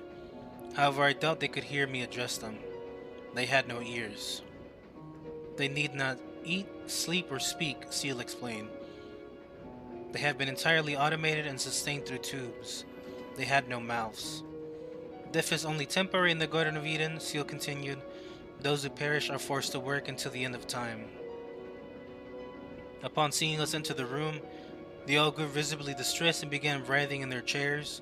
I could hear guttural noises from deep within them as they tried to scream and shout at us. The sounds they made were haunting, and I tried my best to avoid eye contact with the ones that had eyes, but the noise was overwhelming entirely. I couldn't speak or move. How could these things be alive, if one could call this living? While we moved through production, we were supposed to be searching for whatever chemical was being used in enthalgen, but I couldn't take my eyes off them. "You seem petrified," Seal noted. All I could do was turn my head towards them and nod.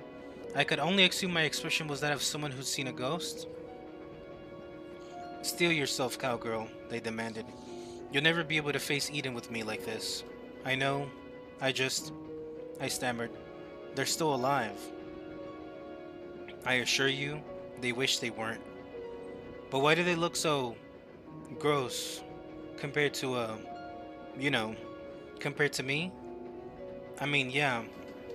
They weren't made in man's image," they snarled. "I was." Seal turned away from me for a moment. "I don't need an answer," they said, "but if you keep adding patches to repair a blanket, at one point is it no longer the original blanket?" Production was surprisingly large, branching out into multiple wings from the main area. I know I wanted to check how they acquired the ingredients first to see if any of the main components were tainted.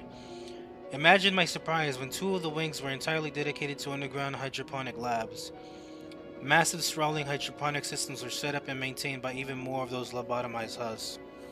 Everything was expertly monitored, and upon first glance I was initially extremely impressed. Eden knows their stuff, I mumbled as we entered. This is amazing. Big fan of growing things, are we? Seal asked.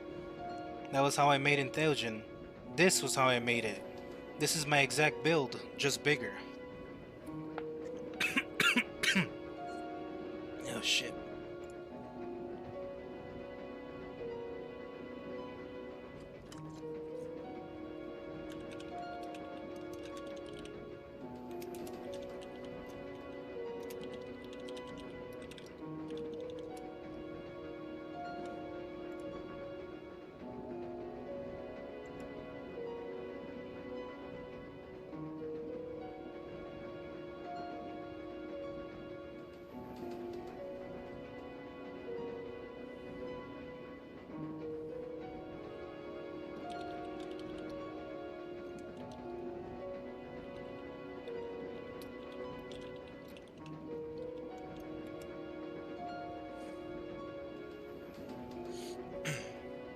Take a swig.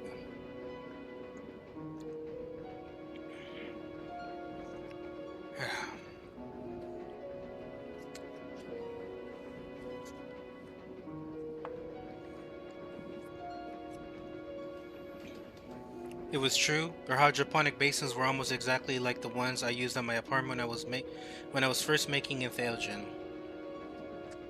I was blown away that Eden had followed my instructions and specifications so closely, yet managed to not just upscale them to handle a higher quantity, but optimize them further than I could have. For a moment I felt like I needed a geek out, but managed to keep it under control. While we inspected the crops, I mentally ogled how efficient their basins were. Yet even with all the praise, I know I shouldn't be excited at this point.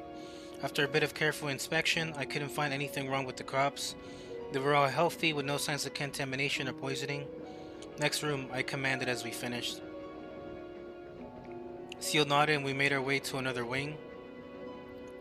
The next wing strongly resembled a science lab and was sealed off by glass doors. Initially I was going to try the keycard Seal gave me to get the doors open, but they opted to shoot the glass instead. Almost immediately as they did, the alarm went off. Well, way to go, I sneered. Now the whole facility knows we're here. I promise you, Seal retorted. Eden already knows. They can't do anything with the firefight upstairs. Seal kicked in the broken glass and stepped inside. I looked back at the husks, who were now violently thrashing about in their seats. A cold shiver ran down my spine and I decided I needed to stay close to Seal. Glass crunched under my feet as I entered, following Seal through the lab. I saw tons of vials filled with mystery liquids. Science mumbo-jumbo was strewn about everywhere, and random pages filled with text were stapled to the walls. Finally, we came across a long, secure case sitting atop a metal desk. I flipped the latches on it and opened it, revealing the contents to us both. Anger began to fill me as I gazed upon small vials of clear liquid, neatly encased in foam slots. My hands trembled as I took one and I held it up to get a better look at it. Without a doubt, this is what they put into my drug. I read the label on the vial and dedicated it to memory. The name of the substance was now burned into my mind, and every now, if I close my eyes, I can see it clearly. Carrying around a glass container was a bad idea since it would surely break if I wasn't careful. I grabbed one of the small plastic sample containers from the table and poured the vial into it.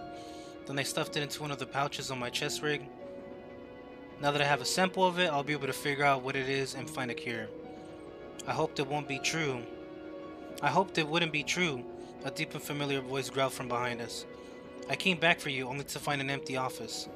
Imagine my surprise when the door to production was open.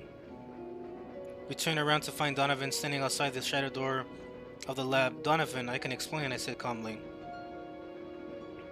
I don't want to hear your explanation, he snarled. You have no reason to be down here. Seal stepped forward. Neither do you, you sycophant, they refuted. Where aren't you above ground protecting your precious cultists? Your insult aside, they are not who I am sworn to protect, he argued. My loyalty is to Eden. When I saw the door was open, I worried that authorities were down here. Look at the little dog running to protect his master. You know Eden doesn't care about any of us. We're all disposable in their eyes. You shut your mouth, Donovan yelled. You dare insult the garden when Eden's light is all that holds you together? Eden's so-called light is a molestation of the human form and an affront to mankind. Yet you exist because of it, and soon it won't exist. Donovan removed his glove to reveal a new hand. Eden corrected the flaw of my missing hand by giving me a new one, he stated. Do not make me use it to wring the air from your throat. Donovan, don't do this, I calmly requested. Just go back to protecting the facility from the sinners. That's exactly what I intend to do. He glared right at me and I felt a chill run down my spine. I had my suspicions about you from the moment we rescued you from that facility, he stated. Whatever they did to you there has clearly broken your faith in Eden.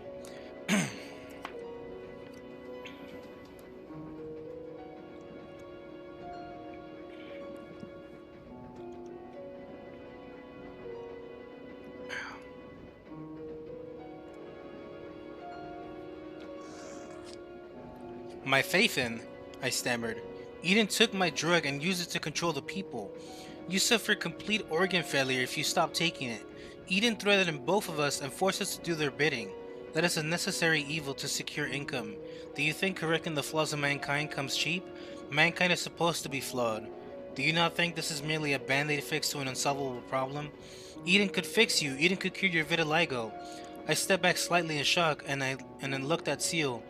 Despite their sutures remaining, the surgery lines that ran across their face had long since healed, allowing the discolored skin to naturally blend together. I don't want them to cure my vitiligo anymore, I said. My actions are what matters, not my skin. They can't fix what I've done.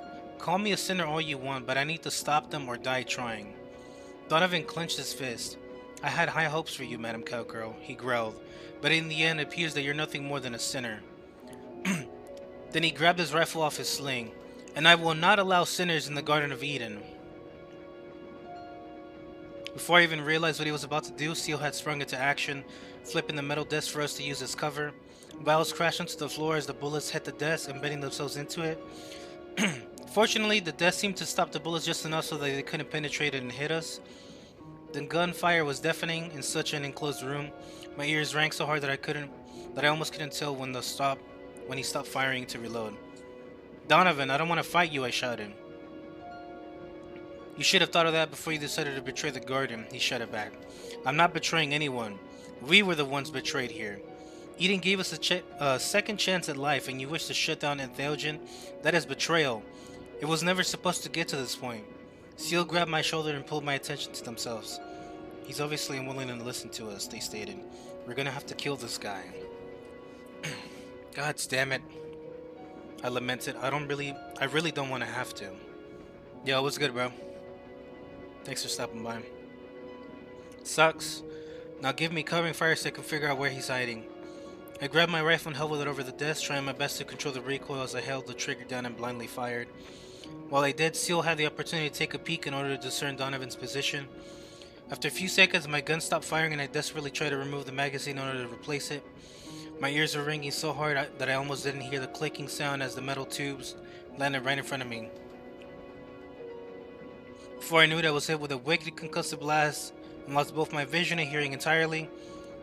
My body was slammed into the desk, forcing me to drop the gun and topple over. Whatever the hell I was hit by, I never ever want to be hit with it again. As my vision slowly came back, I found myself rubbing my eyes and blinking a lot. Felt like I just stared at the sun for a full hour and a massive black spot was not burned into my vision. Despite all the disorientation, I knew it was still alive and had to locate my rifle. But it wasn't near me anymore. With my head spinning, I peeked around the desk to see Seal and Donovan fighting over control of a rifle. My initial thought was that the rifle was mine until I saw another one laying much closer to me. As they fought each other, one thing became clear. I needed to grab that rifle and reload it. Crawling forward, I grabbed the sling, used it to pull the rifle closer to me. Donovan and Seal yelled at each other as I desperately tried to pull the magazine from my pouch. I couldn't focus on them fighting at all because of this.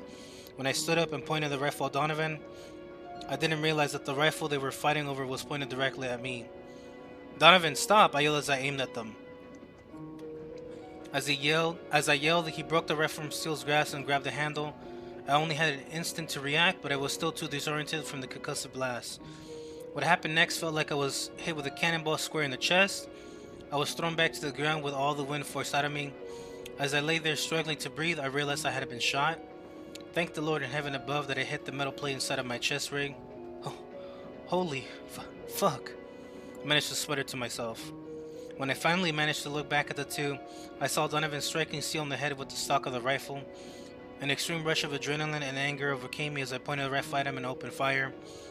He stumbled as I managed to hit him in the arm, but I couldn't control the rifle enough to land a second shot before he dove behind a counter.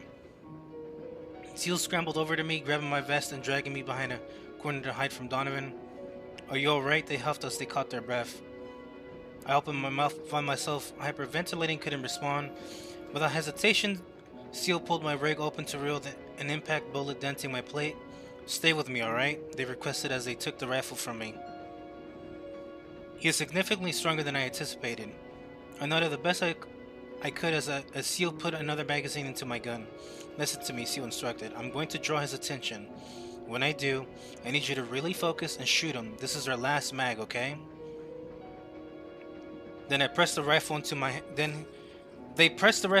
back into my hands. God damn it. They pressed the rifle back into my hands. My head had just managed to stop spinning and I clutched the rifle tightly.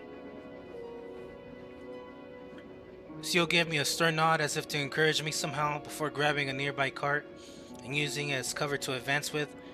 It wasn't until they began to yell that I realized they intended Donovan to open fire upon them. "If truly you're the best Eden can muster, then why would they have wasted so much time on me?" Seal taunted as they moved. "You're obviously just a mistake," Donovan retorted.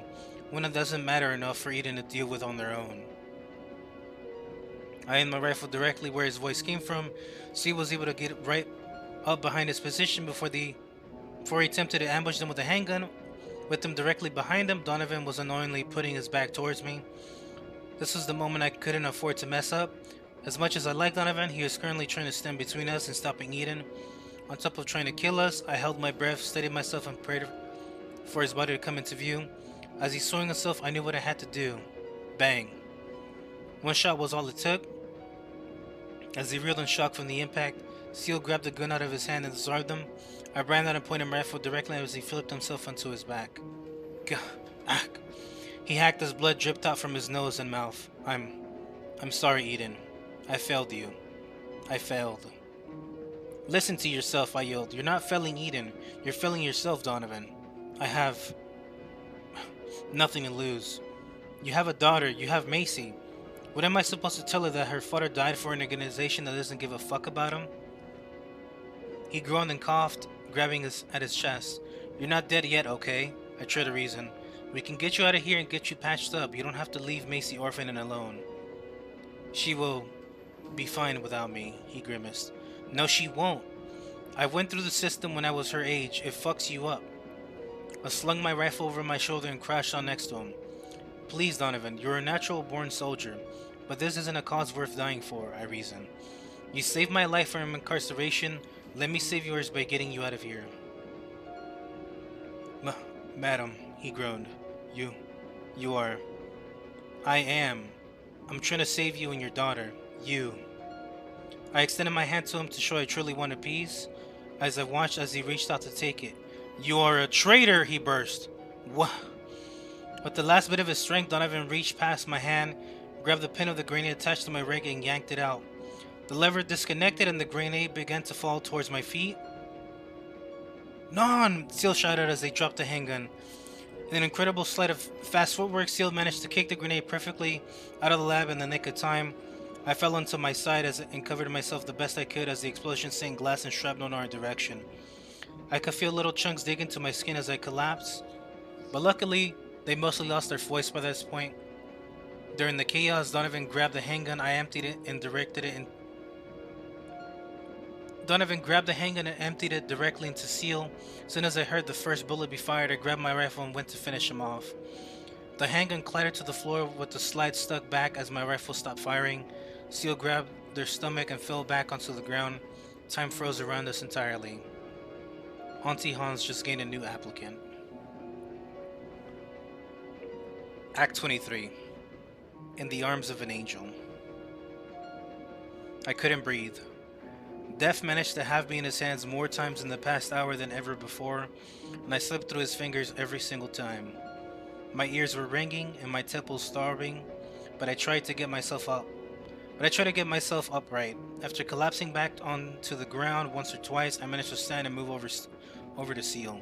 Seal, I managed to say. I'll be fine, they groan. Can't say it hurts too much. Here, at least let me help you walk. I don't need it. I could tell they were struggling, but they were adamant about getting up on their own. Blood drenched their clothes as they grabbed their stomach, where they'd been shot in an attempt to staunch the flow. We took one last look at Donovan, causing tears to well up in my eyes. He was so blinded by his loyalty to the garden that he couldn't see what was right in front of him. What was once a feeling of companionship towards him now felt like foolishness for not seeing it sooner. You fucking idiot, Donovan. I sighed, fighting back tears. I knelt down and closed his eyes, then said a short prayer under my breath for his soul. Confusion welled up within me. Why? Why did he have to make such a stupid decision to die for this cult? The confusion boiled into frustration. What the fuck was his problem? Eden gives him a new hand and all of a sudden, dying for them is more important than his own daughter? Finally, frustration turned into anger. Tears began to force themselves through my eyelids as they twisted my face into a grimace. What an idiot he is to blindly follow the word of someone who forced him into a quote by threatening him. If that would have been me, I would have... Give me a second though, y'all. I need to answer a phone call.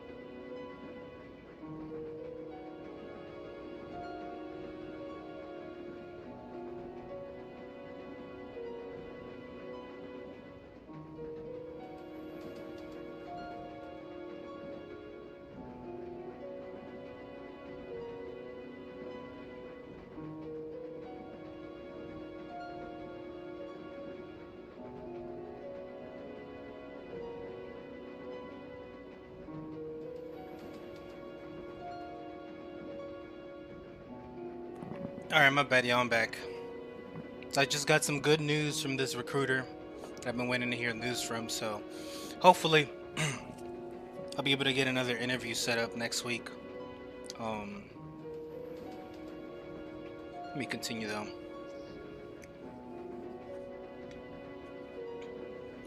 Finally, frustration turned into anger. Tears began to force themselves through my eyelids as hatred twisted my face into a grimace.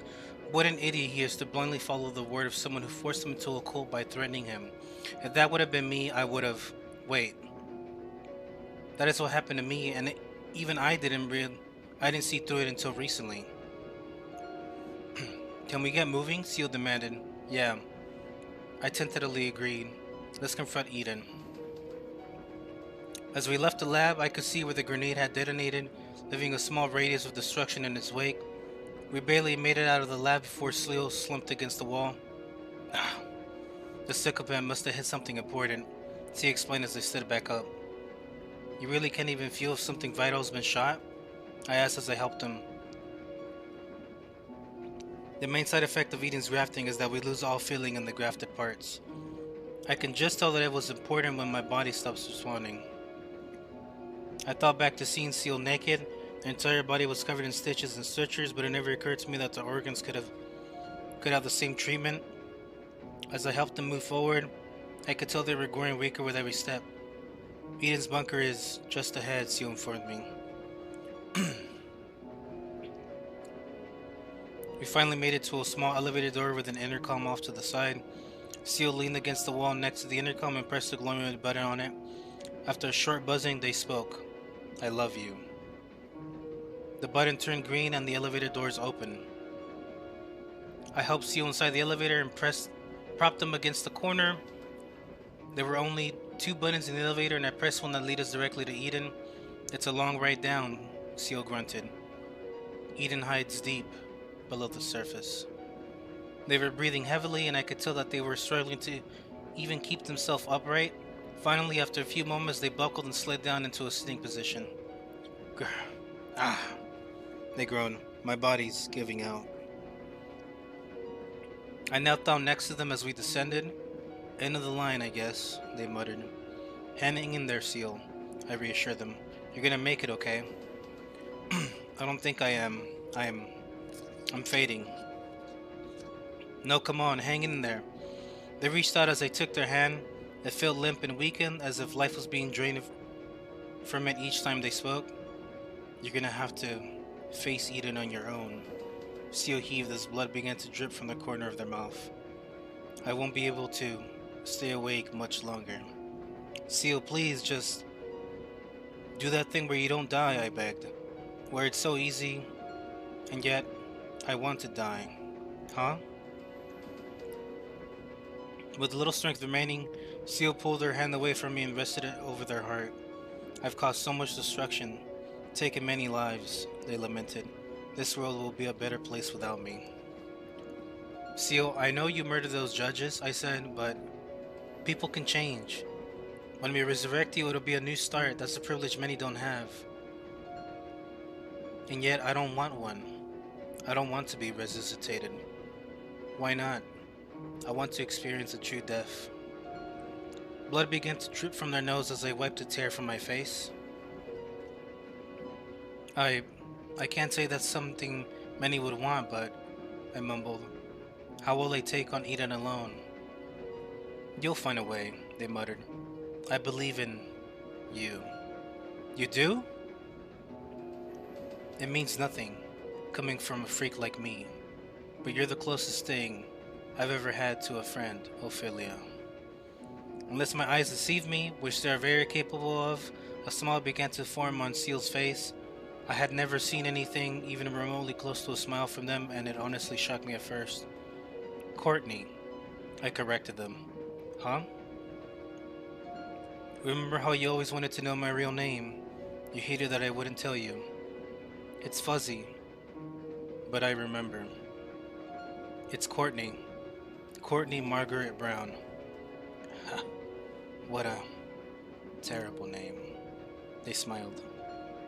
See why I go by Ophelia? I do. Even speaking was getting hard for them. I looked at the elevator indicator to see that we were only approaching the bunker level, despite how long we'd been descending. And yet, they sighed, it's better than my name. You told me your name died in the fire, I reminded them. It did. But I still remember it. Tell me, please. Angel Bardet. Seal's head slumped down and I gently held it back up to allow better airflow through their neck. Their body had seemingly died at this point, but their head was still functional enough to allow them to speak. That's a beautiful name, I replied. They didn't respond, instead staring at me as blood poured from their mouth. Come on, Angel, stay with me, I commanded. Just a little longer, come on. I tried gently tapping the sides of their face to get any form of reaction out of them. Please, I need you, I begged. I can't succeed in taking down Eden alone. You need to be here with me. As the last of their strength left their body, they looked at me dead in the eye. I'll be cheering you on, they mumbled, as they sing in the Lord's choir. With that, their eyes glazed over and their heads slumped back against the elevator corner. They lost so much blood that it was now kneeling in a pool of it as I closed their eyes so that they could rest. I fell backwards onto my butt and leaned against the wall of the elevator, trying my best to control my shaky breathing. With the death of Donovan and Angel, I truly felt alone in the world. Although I knew that we could have died at any point over the years, now that I finally lost them, a crushing feeling of helplessness set in. Tears filled my eyes as I clenched my teeth and tried to keep my composure. I placed my hands together and spoke under my breath. Dear Lord in heaven above, I began. I pray not to ask your forgiveness of me, but rather for you to forgive the sins of those around me. I would like to pray that you forgive Donovan for his blind faith and false prophets. I pray that his daughter Macy may live a far better life at Auntie Han's than I ever did, and that despite her father's transgressions, she will find peace in knowing that she is loved by others. My breath grew shaky as I began to lose my composure. And Lord, although their sins are innumerable, I continued, I pray that you bathe Angel and all those who were part of Seal in your forgiving love to cleanse their souls of evil. They have lived through countless hardships and died before, but this time I ask that you open the pearly white gates to them and allow them to join you. Tears ran down my face as I began speaking louder. And lastly, whatever happens when I meet Eden, I finished. I want to rest knowing that Simon has been forgiven for what he did in the past. May you watch over him and guide him along his path to salvation. Then with a ding, I ran up Eden's floor. The doors opened, revealing darkness. I peeked out for a second before letting out a deep exhale and standing up. Removing my handgun from the holster, I turned the safety off and held it tightly. I couldn't see anything in the inky darkness, so I took the emergency flare off my rig and twisted the top. It burst into a blinding red flame that filled the room, revealing the horrors that surrounded me.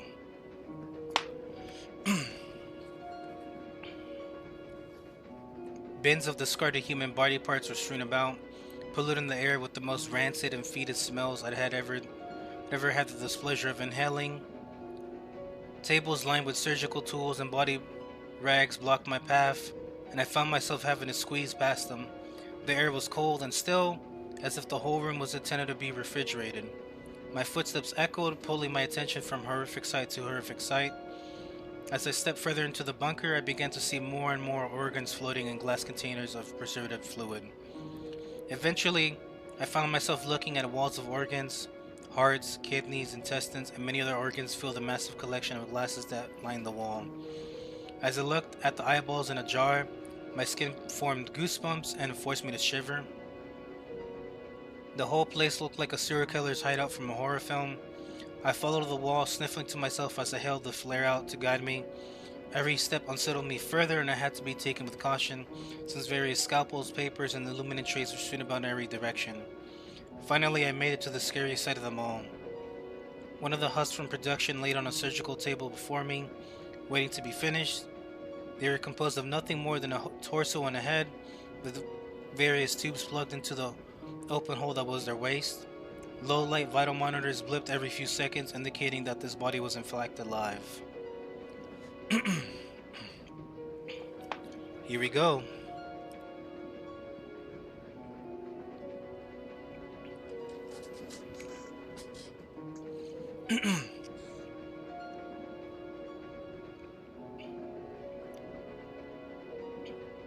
Is someone there? It asks. Please, why are you doing this? The desperation and fear in his voice was haunting.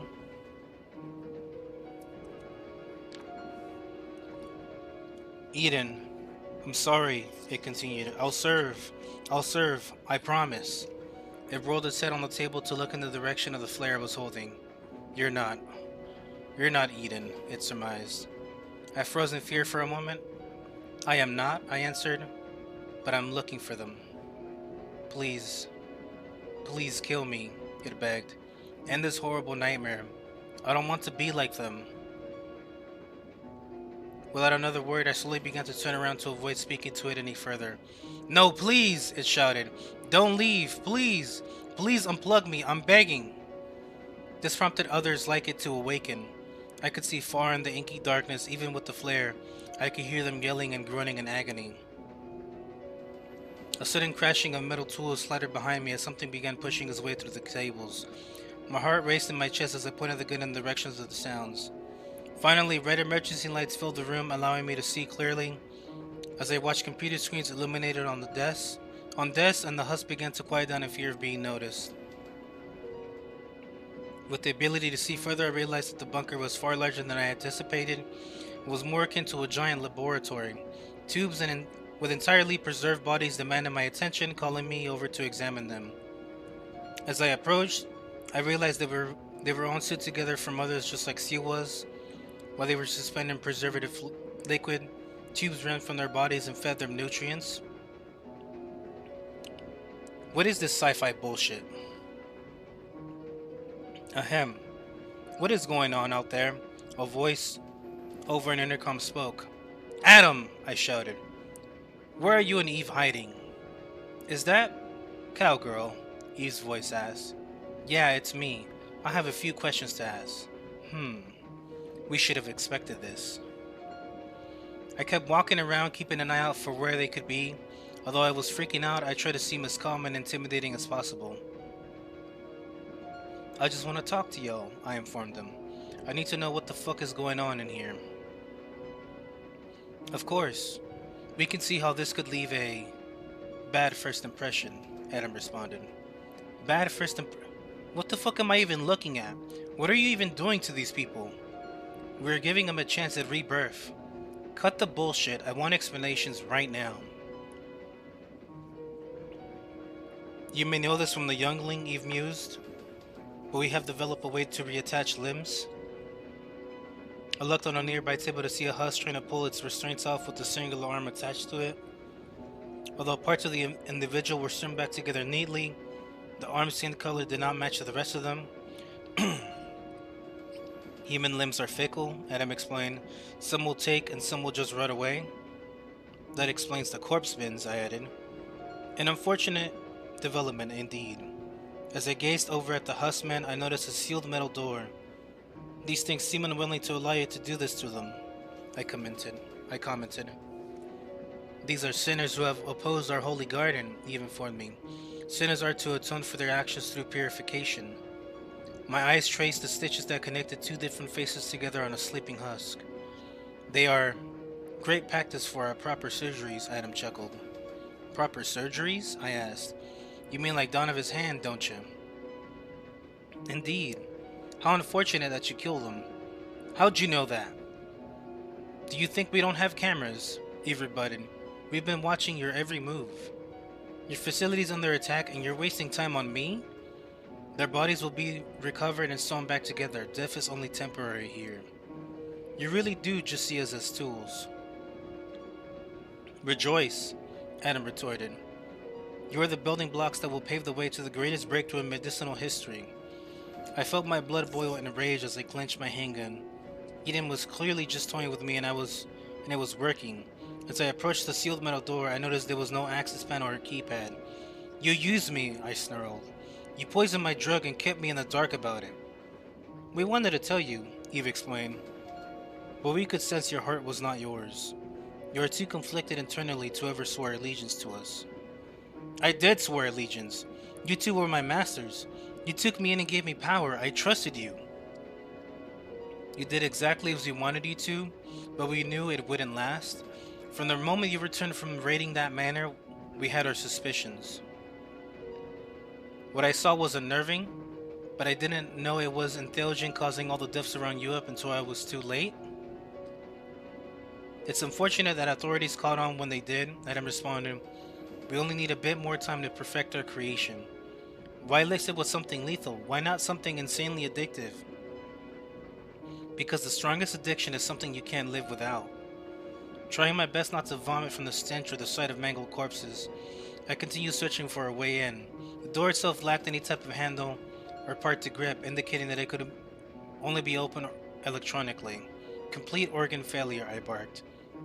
Then what, you harvest the bodies and bring them back to life? You can't chalk quick, Eve commented. Yet it took you so long to find out. And let me guess, the substance is so addictive that they keep paying no matter how expensive. Advancing the medicinal field doesn't come cheap. Yet you can develop a chemical that forces the body to shut down if they stop taking it. It is truly a remarkable chemical, rewriting the body's dependencies like a line of code. And here I thought I knew a lot about chemical compositions and drug making. There is always bigger fish. I banged on the metal door. You're in there, aren't you? I shouted. Indeed, we are, Eve answered. This is in fact our garden. Our home, Adam added. Let me in, I demanded. Stop speaking to me from behind a wall, you cowards. We can tell you're very angry. We won't allow you inside, since you will more than likely do something rash. Exhaling deep, I tried my best to calm myself down. Clearly, they were willing to speak to me face to face, but the way to get to that point was to obey them. Even if it took all my acting skills, I knew I'd have to at least appear calm enough to not try and kill them both on sight. Alright, I sighed. I'll come down, okay?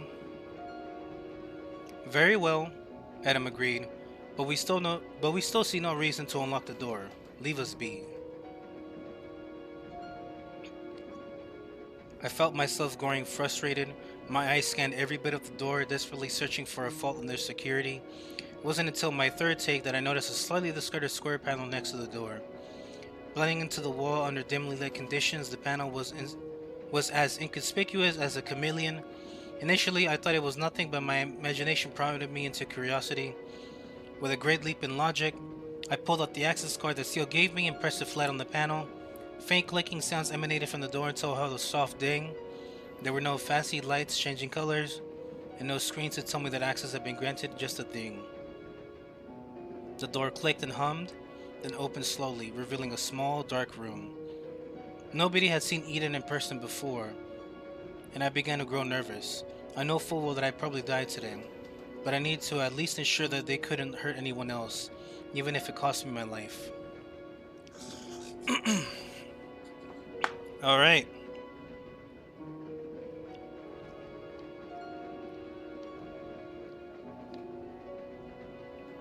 I'm almost near the end.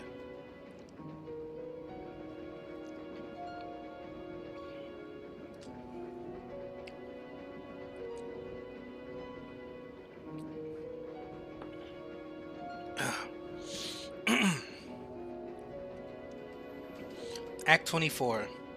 Sacrilege and Frustration. As I stepped inside the room, I found myself facing a metal divider that spanned the whole room and blocked me from seeing the other side. Growing weary, I clutched my gun and readied myself for the worst. Still sick, I sniffled upon entering. Looking around, I saw a large bed with medical equipment next to it. Machines designed to keep individuals stable while they slept and monitor their vitals rested on wheel carts, allowing clear tubes to dangle near the floor. The bedding itself seemed stained and worn down from years of consistent use, and had a sheet covering what was shaped like a human body resting upon it. I pressed the divider to the side and stepped past it. Before me was a massive wall filled to the edges with computer screens that all display various parts of the facility. They were all in black and white, but the picture quality for each was unlike anything I've ever seen.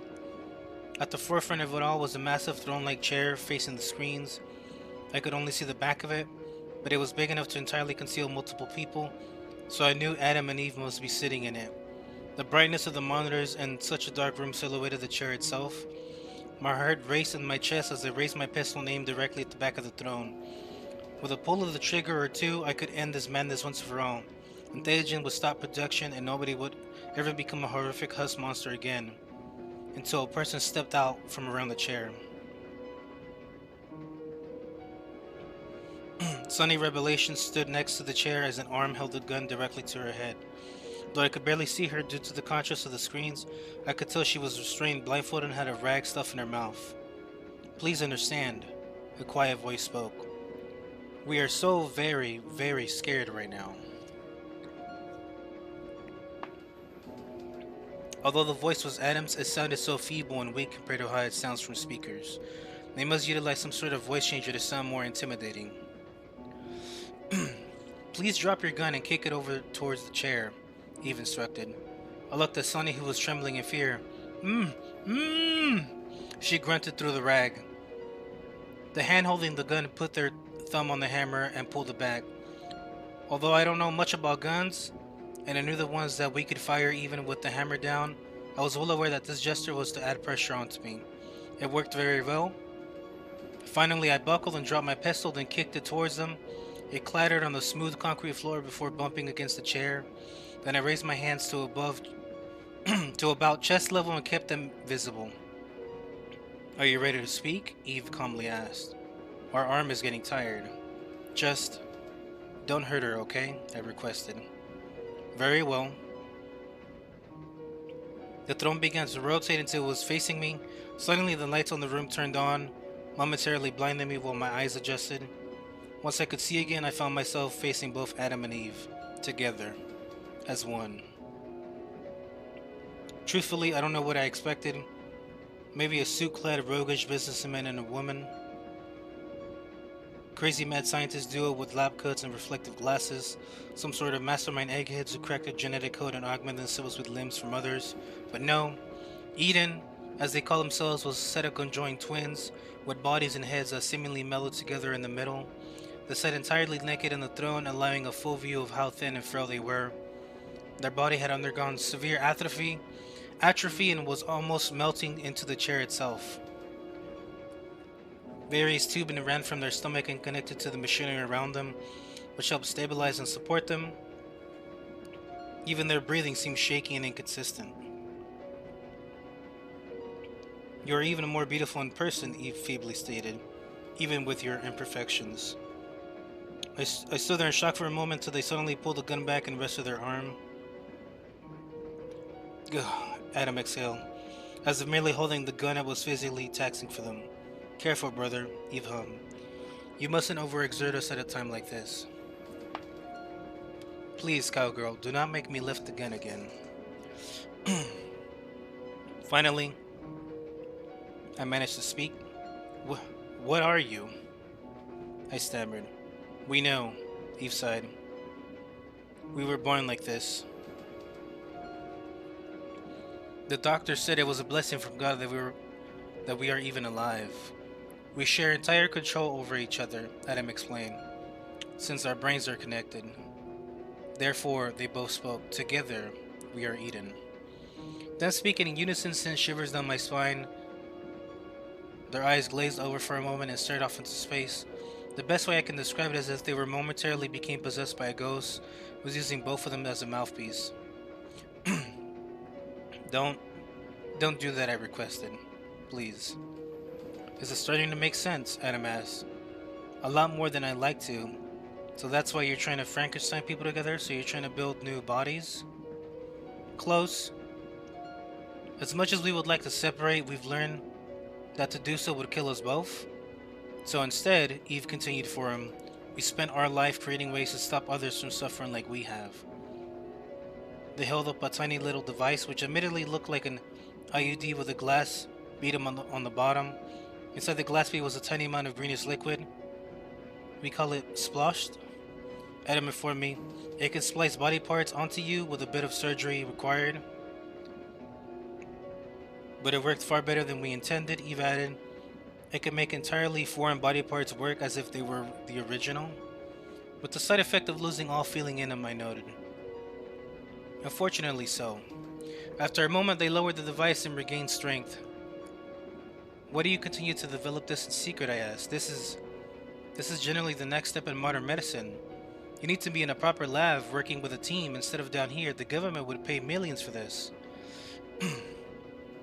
They would seek to exploit it, Adam grumbled. And it is not finished. It looks pretty finished to me, I scoffed. They built an entire man out of spare parts. And yet there is one part that it does not work on, and that is... The brain, they said in unison. It unnerved me to no end when they spoke as one. We were so close, Eve sighed, but we just can't get any of them to take. It completely destroys the mind and leaves them catatonic, Adam added. We just needed longer to properly understand what causes the brain to fail when other limbs work so perfectly. I eased up slightly and lowered my hands, which was getting tired. That's not gonna happen though, I responded. Oh? Adam feebly retorted. Are you going to stop us? No, I mean, you're trying to solve the whole human immortality crisis, aren't you? If we can make mankind immortal, why shouldn't we? Because you can't. Not like this, at least, I reasoned. You two are absolutely brilliant, but poisoning and exploiting people isn't the way to go about this. As I said before, you need a proper setup. You're merely wasting our time with such suggestions, Eve commented. Do you not believe us capable of finishing what we started? I do. I absolutely do. That is why I think you need help.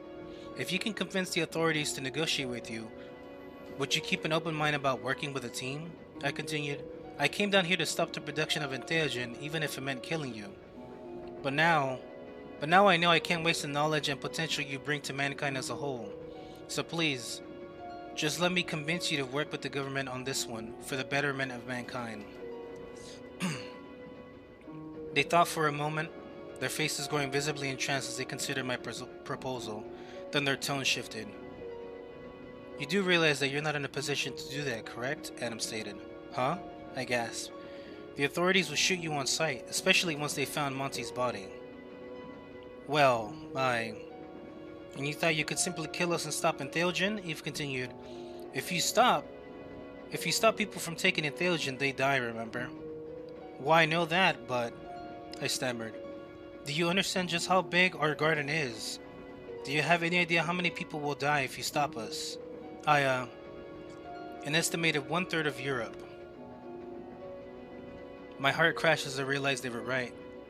There's no way I'd be able to develop and distribute a cure in time to save that many people, even with help from the government. What was your plan? Adam scowled. To kill us, stop production, then turn yourself in?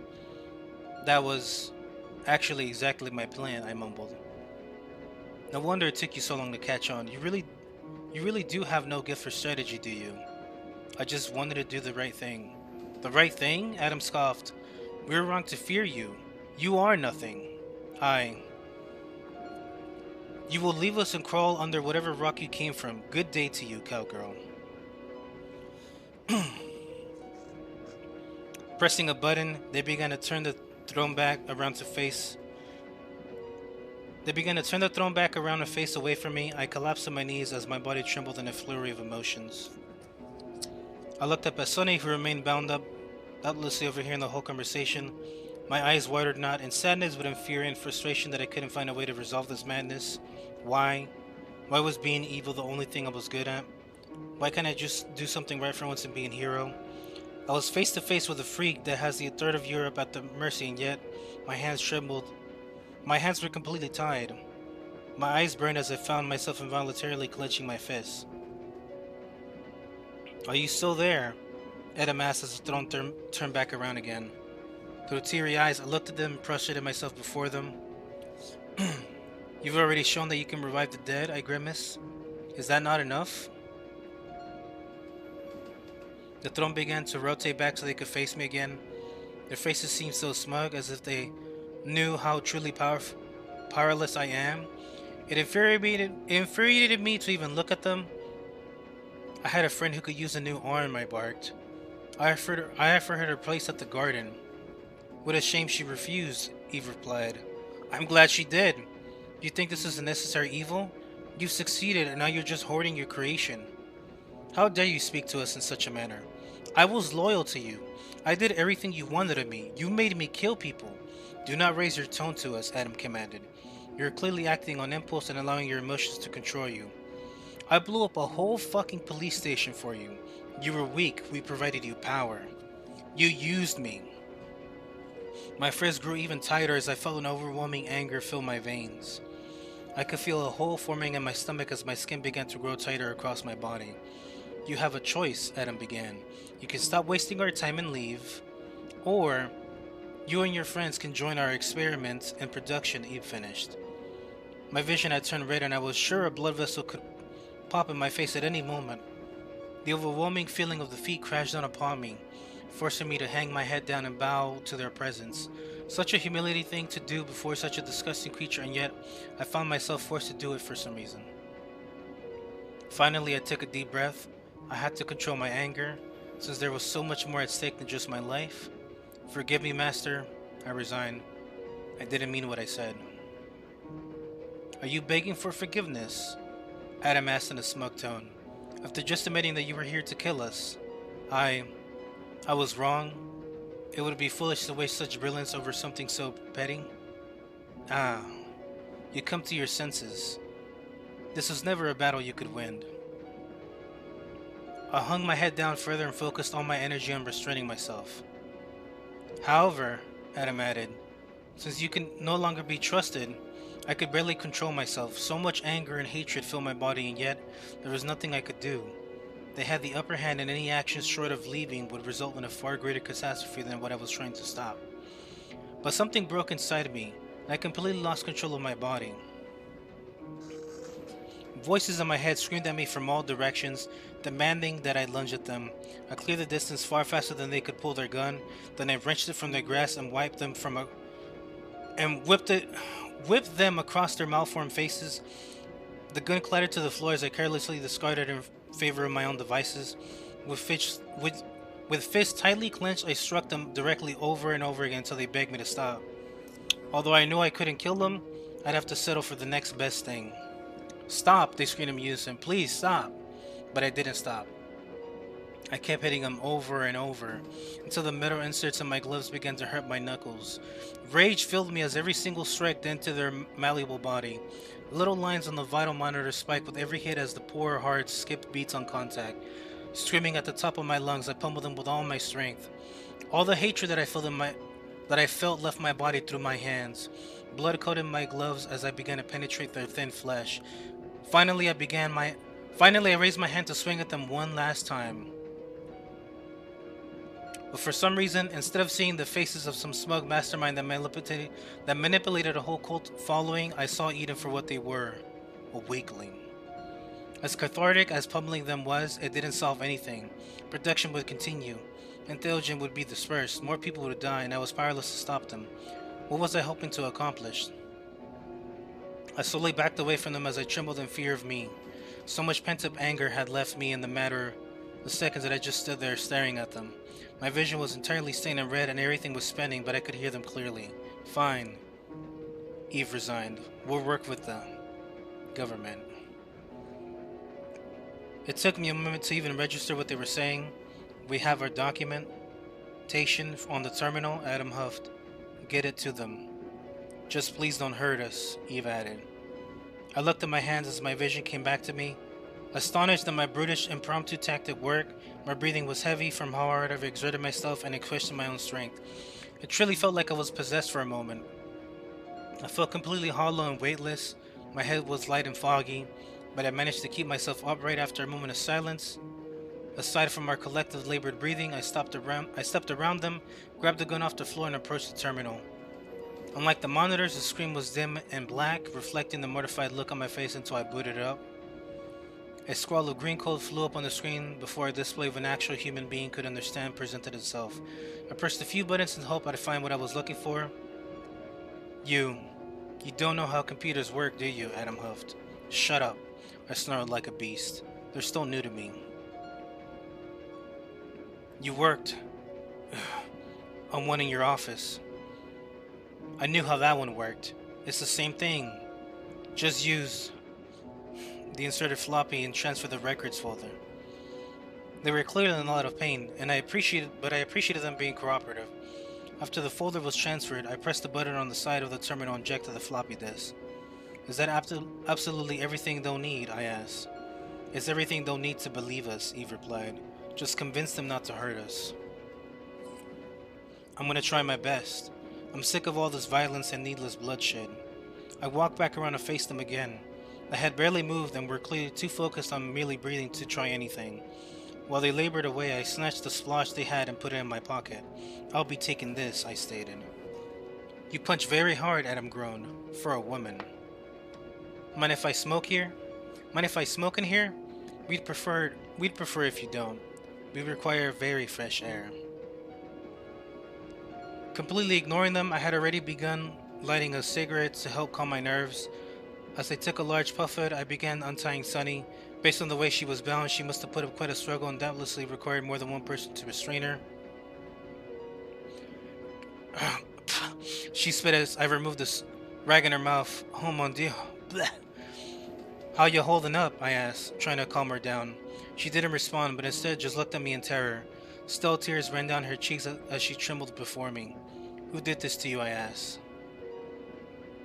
Your friend, she mumbled, with the hand. Did he hurt you? She shook her head no. I want to go home, Ophelia, she timidly begged. I'll do anything you want, just please. Just sit for a moment and catch your breath, I gently commanded. Do you want a cigarette? No, none. I helped her sit on the ground in hopes that she could relax while I finished with Eden. She was so scared that she was physically shaking, and I couldn't help but feel bad for her. Although I was growing numb to it at this point, I could tell that she wasn't equipped to handle this much bloodshed. You aren't the Ophelia we grew up with, she murmured. You are something else.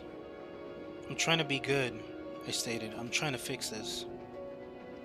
Her teeth clattered from a mixture of cold and fear. She sighed. Okay. I turned to face Eden. They were still cowering in fear from me as blood dripped down their body and stained the throne they sat in. Approaching them, I blew my cigarette smoke into the air in front of us. Although Seal, Donovan, and many more had died, I finally got what I wanted from Eden. Production would continue, and if I could convince the government to do so, a cure would be developed for Antasia while they work alongside Eden to help people who are missing limbs. I only had one last question for them.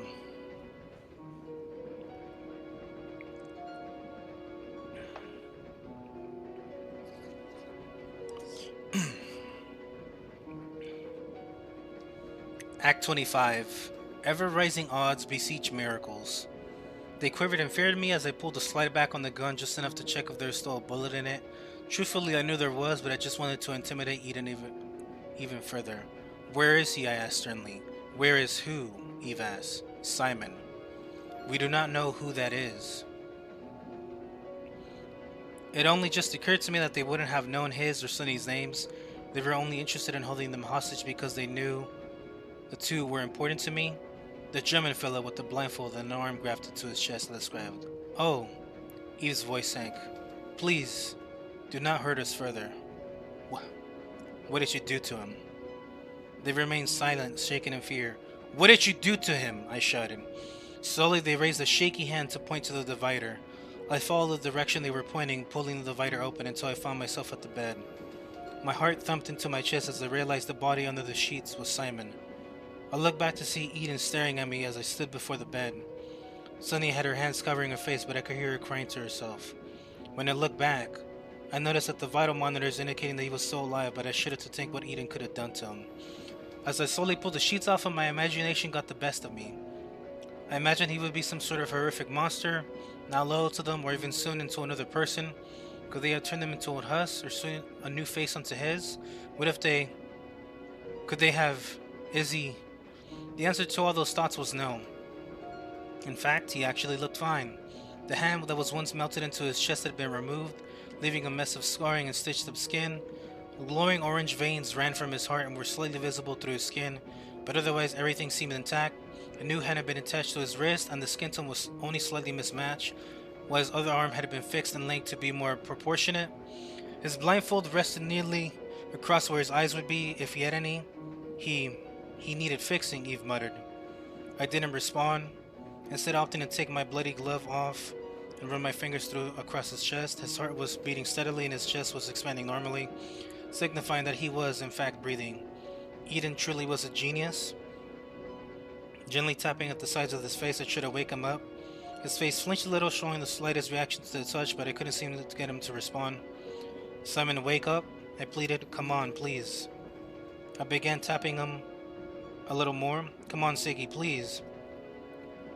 Simon approached me from behind and looked over him as well. She was so concerned with his well-being, and yet all she could do was seem to grab his hand and hold it. Sims, she muttered. As if my efforts were completely ignored, her merely muttering that caused his mouth to open. He quietly gasped. Sims, are you okay? She asked. I feel numb. Based on the fact that it's only been an hour or two since the fighting started, and they could have been brought down here, the anesthetic Eden must still be in the system. Help him up and get him dressed, I commanded Sonny. I'm gonna get you two out of here. Sonny nervously nodded and began assisting Simon. He moved very slowly and definitely required a lot of assistance, but finally managed to get himself upright. I knew it'd be a huge gamble, but I wasn't about to leave them there. And as for you, I said as I turned and approached Eden, please don't hurt us anymore. Please don't hurt us anymore, Eve begged. They cowered in fear as I drew closer, anticipating that I would strike him again. Instead, I walked right past him to the stack of computers and terminals that connected to all the monitors. As I passed, I picked up my gun that I kicked over earlier and holstered it. Briefly examining the monitors, I could see that the police had begun to clear out and were now loading things onto big vans in the outside lot. The few that remained seemed to be checking bodies or helping wounded members of the garden. Detaching the knife from my rig, I began to cut all the wires that hung from the monitors, causing them to turn off one at a time as each wire was severed. No, you fool, don't! Adam groaned as he watched the screens go blank. Why would you do that? I don't want either of y'all watching me, I informed him. You're gonna sit down here and wait until authorities arrived. After I finished, I turned and pointed the knife at them. And you'll play nice, I threatened. A feeling of intense power washed over me as I couldn't help but smile. In these moments, I truly was an action star from a movie who had just triumphed over the bad guys. Although I felt like a brute earlier, in that moment I felt like a hero. Lending my arm for Simon to grab, Sonny and I helped him stand off the bed. He was very wobbly and I could feel him shaking, but I could sense that German stubbornness inside him taking hold. He slipped a little but managed to regain his footing by leaning on Sonny a little bit more. Come on, I encouraged him. Let's leave these freaks. Once he was upright, the three of us made our way to the door. They remained quiet as we passed through the dimly lit bunker. Sumley's eyes kept scanning the room in terror as her breathing grew shaky from fear. We moved slowly, helping Simon with each step. By the time we made it to the elevator, I could tell he needed a break. Their feet sloshed in the pool of Seal's blood as they pressed the button on the panel inside the elevator. He's dead? Sonny asked upon seeing Seal's corpse. They died helping me save you, I partially lied. They died saving my life. Oh, that's... I know you hated them, and for good reason, since they attacked you, but... I told you before, I don't hate people. You've matured a lot, Sonny. Damn it.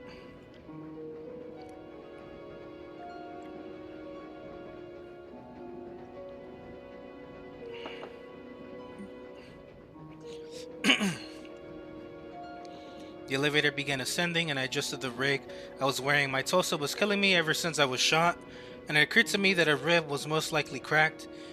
Feeling the splitting pain must have hurt like hell, but it was lucky that the plate absorbed the impact. How are you holding up, Simon? I asked after a moment of silence. I feel like I'm made of TV static, he responded. I never should have brought y'all back here. Never should have messed with the Heart or this organization. 9. It was pretty stupid, but I'm sure you had your reasons. I did at one point, but I was so incredibly wrong for believing what I was doing would end well. How did you think it would end? I thought for a moment inside. With a lot of money and power, I admitted. Look where it ended up, he replied. Now you're... Yeah, I get it. I don't need you lecturing me. He chuckled. We're gonna die, aren't we? He asked with a big smile. I promised y'all that I let you two back to Italy, that I get you two back to Italy in one piece, right? I reminded him. That's the only thing that matters to me now. Ja, then can I get this hand looked at by a professional? I'm about 50% sure it's gonna end up infected. Could you feel it when they were working on you? I can't feel pretty much of anything right now. Then he placed his hand on his shoulder. Danke, by the way, he added, I appreciate you saving us. I'm just trying to be the good guy for once, I sighed. I'm sure you'll manage. I looked over at Simon to see a smile on his face. For some godforsaken reason, it seemed that he actually genuinely believed in me. In reality, I had zero idea how I'd be able to sneak them out of the facility and past all the police. As my eyes studied his face, I began to wonder if we could get out through the shipping room under my office. However, I couldn't help but notice Sunny staring me out of the corner of her eye. Whatever was going on with her, she needed to cut it out or put it aside long enough for it not to get in our way. How can you possibly be smiling at a time like this, she mumbled. Because there's nothing else I can do, he responded. So I'll simply smile and enjoy the ride, just like he told me. She looked at him as if he were crazy before hanging her head down. I examined his maniacal grin out of the corner of my eye, realized that Simon Olympus might be missing more of his marbles than he initially lets on. I'll get you two out of here, he repeated. Mark my words. What about you, he asked. Well, what about me? Where will you go after all of this settles? Truthfully, I hadn't thought of that. The Garden of Eden was the only place I had to be, and my home would surely be raided by the police. I had no friends or relatives outside of Feed, since I highly doubt Megan and Robert would be comfortable with me being around them. Timidly, I rubbed my hand on my neck as I hung my head down. I don't know, Simon, I admitted. This world isn't long for the likes of me.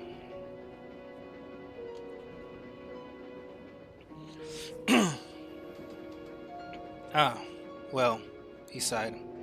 If it's not too much trouble, would you like to come back to Verona with us? My heart thumped in my chest as I had to do a double take. Excuse me? I asked in shock. Excusez-moi? Sanity parried in equal, if not more shocked. Simon just smirked and removed his hand from my shoulder. Ja, come back to Italy with us, he repeated. Start a new life. It worked damn well for us. Simon, I killed a man earlier today, I admitted. I'm a murderer, among many other horrible things. Hey, the path to inner peace is often walked hand in hand. I thought for a moment, I might just do that, I smiled. Suddenly the elevator slowed down and opened up, leading up into production. As we continued to assist Simon, I couldn't help but look back. Seeing the elevator doors closed with seal stone side made my heart feel heavy in my chest, but it's what they wanted. Rest in peace, Angel, I whispered under my breath. To Nell's surprise, the husk kept slaving away, completely aware of what had happened. As they meticulously worked, I couldn't help but feel sorrow for them instead of fear of them. Now that I knew they were forced into this, hopefully when the authorities arrive, these poor souls can find peace. I think we'll be able to escape from the shipping yard, I explained. As long as it's not crawling with police, then we can make our way through the abandoned buildings around the facility. Sounds like a gamble, Simon responded. What do we have at our disposal? Stealth. They don't know we're here, and I'm hoping they'll be too preoccupied to come looking for us. We're so fucked. I couldn't help but chuckle. Never in a million years did I think I'd find myself in a twisted mess. I find myself in such a twisted mess. Seeing it in the movies was one thing, but actually having to survive like this in real life was a whole different beast. As we approached the hallway leading out of production and into the main facility, I looked back at my friends. Alright, are we ready? I asked. I don't know if I can do this, Sunny mumbled. I feel like I have to throw up. Simon rubbed her back a bit to help reassure her. You've been through a lot, he smiled. Maybe unlucky that I can't see the horrific sights we've been subjected to. But I'll be right here by your side the whole time. She took a deep breath and nodded. I could tell that she wasn't doing well, but a part of me hoped that she wouldn't slow us down. We needed to be quick, quiet, and lucky if we were ever going to get out of here with our lives. Escaping will take all three of us. As we made our way through the hall, we had to be careful so that Simon wouldn't trip over any debris. I was surprised to find that the air was surprisingly calm, despite the fighting that took place earlier. Everything felt completely still, including the dust that seemed almost suspended in air. There were no more explosions or gunshots echoing like before, and the only sounds I could hear were our collective breathing and footsteps. Though I could tell we were trying to be quiet, the adrenaline and nerves made it hard. Each room we passed seemed to have been entirely ransacked or was in complete disarray. The DCRG and police had doubtlessly taken anything and anyone they could for evidence and interrogation. All that seemed to remain was debris and bodies. Finally, we made it to the large double doors that led to the shipping area. The lights were off and the emergency fire sprinklers were spraying a little drizzle of water everywhere. As we approached, I noticed that the sound of soft sloshing and realized we were walking through a pool of blood. The sprinklers soaked my clothes and I became much more aware of how cold it was in the facility. Simon and Sonny weren't wearing nearly as much as I was, so I imagine they were pretty cold by this point. Alright, once we opened the garage doors, everyone's gonna know we're here, I informed them. They always make a loud noise once they finish opening, and I'm pretty sure anyone who hears is gonna come running. If there's anyone left, Simon added. This plane sounds completely empty. I saw police on Eden's monitor, so don't get your hopes up. We're doing good so far. Sonny was practically shivering as she looked at the floor. Why is there so much blood? She mumbled. How could there be so much? I don't know, I admitted. I'm hoping it's mostly water from the sprinklers. Placing my hands on the double doors, I took a moment before opening them. My heart raced in my chest as I felt the sensation of overwhelming dread wash over me. The workers set up a final bastions of defenses in the shipping room earlier. All I could do was hope that they managed to hold their ground or escape. Alternatively, that they wouldn't shoot us on sight. Bathed in blood and sin. Act 26. When I opened the doors, I wasn't greeted by members of the garden who were holding the line against the police. I wasn't told to put up my hands written by DSGI members or trying to secure the facility. And despite all the horrific sights I've seen today, my heart wasn't ready for what I saw. They never stood a chance. What was once the last bastion of defenses for the Garden of Eden to protect themselves had become a mass burial. I walked out into the room before the weight of what I had witnessed caused me to collapse on my knees in a pool of blood and water. Sprinklers rained down upon me as I trembled not in fear but in sorrow. Horrible, terrible despair left a hole in my stomach as I looked out at all my former colleagues covered in blood and gruesomely slaughtered. Sandbags with metal barricades were used to create walls out of the conveyor belts for people to hide behind. The machine gun nest had been entirely destroyed, leaving only dead bodies and ammo boxes in its place. So many innocent lives were taken, just so that Eden could have their way. My body seized up on me as the weight of the world crashed down on my shoulders, paralyzing me entirely. Although I wanted to kick and scream in defeat, I couldn't find the strength to move. Time stopped around me, and the only sound I could make sense of was my breathing and heartbeat, until I heard her scream.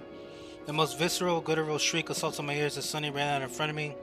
It caught me by such surprise, and yes, I didn't even flinch. Instead, I just watched as she approached the pile of bodies. They were slumped against the wall, under an open air duct, doubtlessly trying to escape. One of them was still breathing and was faintly coughing from behind a gas mask, so she collapsed to the floor near the man, began shaking, yelling as she did.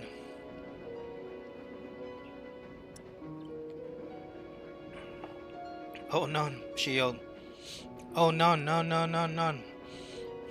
She frantically grabbed the body and peeled the gas mask off his face. As the mask was removed, my heart stopped beating. Sun, shine, Maxwell groaned. Dada, Sonny cried in French. Dada, please tell me you're okay. His mouth was covered in blood from his nose, and he seemed listless, not even moving to embrace his daughter. I could barely hear over the sound of the sprinklers, but I tried my best to listen in and translate their conversation. You're safe, he said in relief. Oh, thank God. Dada, are you okay? Sonny repeated. Please be okay. I'm afraid I've been shot. We can still help you. The creature that lives here can fix you. She tried grabbing him, but he didn't budge. His groans and guttural reason indicated they had very little fight left in him. I can't move, he sighed. I stayed behind. I was shot trying to help the others escape. Then I'll carry you, but we need to go now, she tried to convince him. Come on. She pulled on him to try and help him stand, but he grabbed her arm and stopped her. Sunshine, stop, he said firmly. Huh? I'm already dead. I've just been giving another chance to see you before I pass on. Let me have it. But we can save you. I'm beyond saving. Dada, please don't do this. Now's not the time to be stubborn. He reached down and gently placed his bloody hand on her shoulder. Over her scar, I could tell he was incredibly weak as she clasped his hands with hers. I just want to spend my final moments, he muttered, with you. Please don't leave me, she sobbed. I love you, Dada. Please don't leave me. I'm so happy to see you one last time. Please, Dada.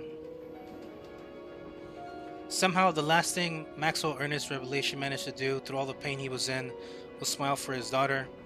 His hand slipped off her shoulder and that of her grasp as he slumped over to rest. Sunny didn't move. She sat there trembling for a moment as her father took his last breaths. I could physically feel the emotions welling up inside her. Inside of her as Simon knelt down next to her in an attempt to console her. He said nothing, but then again there wasn't much to be said anyway. Finally, I managed to stand up and make my way over to her. Although I never really seen eye to eye with this girl, and I really did only tolerate her to be friends with Simon at one point. I knew all too well what it was like to feel despair. She hunched over before letting loose a disgusting cry. Oh dear, why? Why? God damn it.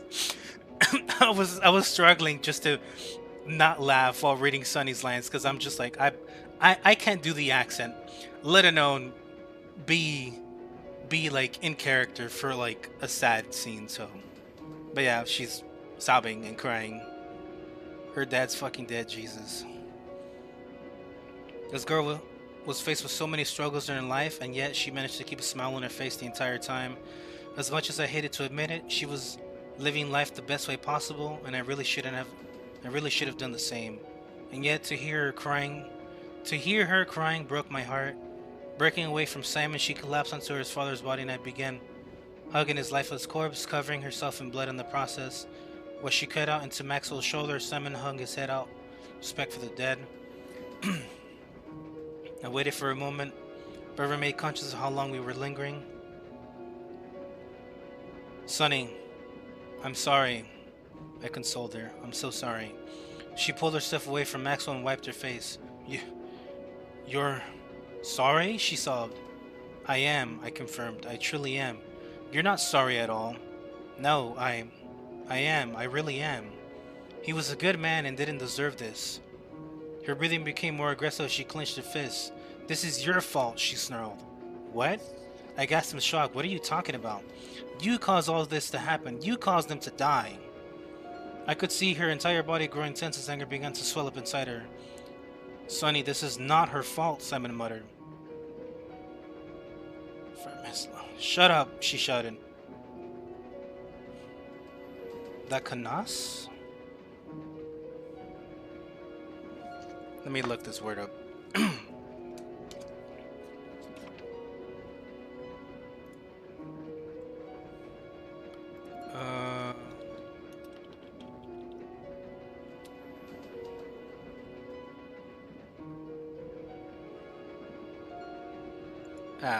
That bitch.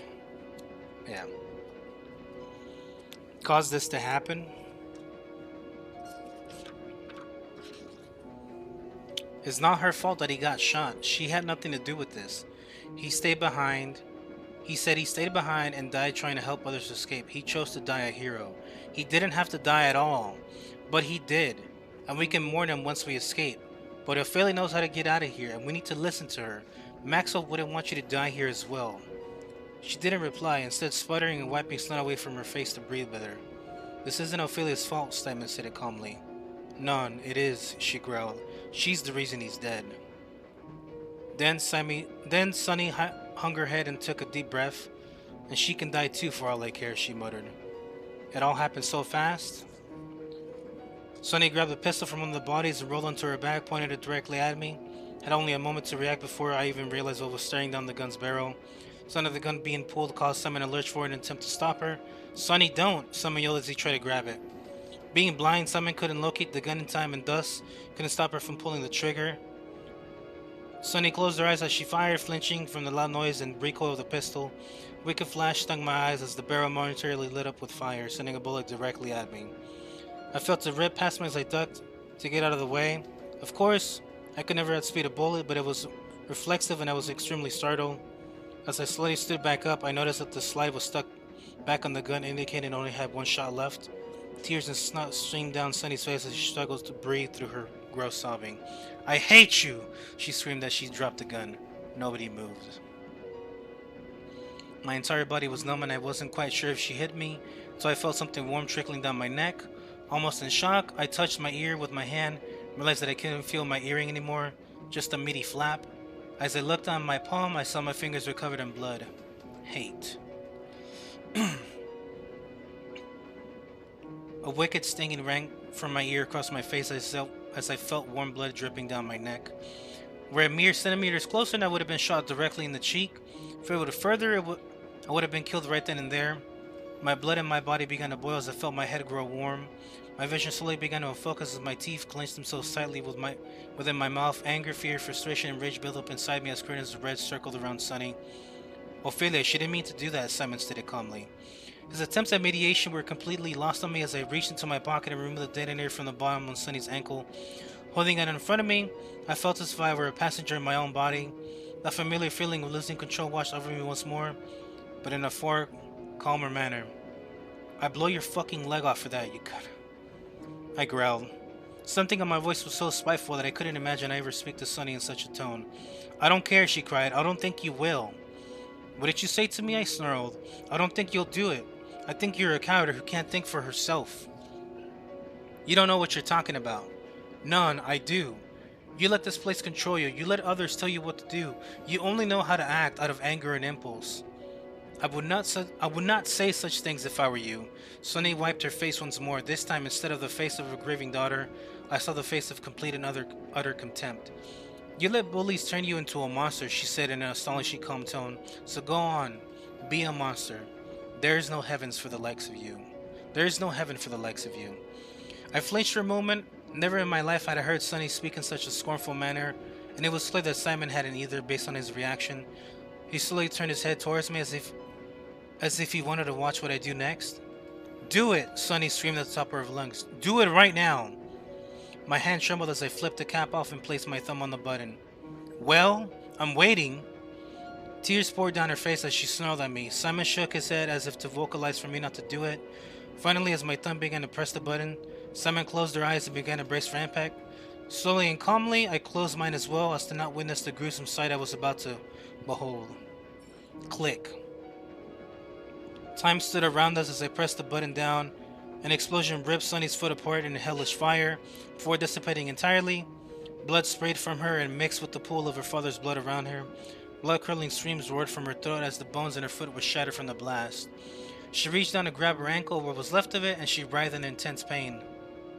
Simon screamed at me in a slew of profanity as he desperately tried to assist her in any way he could. Blood oozed from her leg at such an intense rate, and she'd be gone within the hour unless they could stop it. I stood there watching them as they screamed and cried together, helpless to stop Sunny's pain. "Don't ever fuck with me," I snarled as I turned my back on them. Except that didn't happen. Nothing did. I opened my eyes to find my thumb pressing hard on the detonator button. It was entirely down, and for a moment I couldn't believe I actually pressed it. Did I really have it in me this entire time? After a few moments, she opened her eyes and looked directly at the detonator. Tears kept rolling down her face as she sniffled and eased up. "What?" she mumbled in confusion. Releasing the button, I made it very clear that I had pressed it in front of her. We looked at each other's eyes for a moment until I opened my palm and allowed the detonator to roll off my hand into the blood on the ground. With a splash, the detonator was lost in the syrupy crimson mess. Sunny sat there for a moment, completely frozen and at my mercy. Part of me thought I had heard her mumble a prayer under her breath, thanking the Lord for sparing her. Then I reached into my pocket and removed an identical detonator. As I held it up, Her face warped into an expression of sudden realization that the previous detonator was faulty. She watched intently as I popped the cap off and twisted the base of it, causing what would have been the red button had it been empty to rise out of the tube. Then I pressed it to my lips.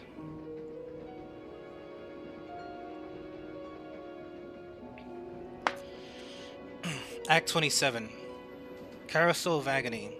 What I held in my hand, in fact, was not a detonator to a bomb, but instead a silver tube of Deluxe Baser specialty pink lipstick, initially released in 1978. I need to fucking say this shit right.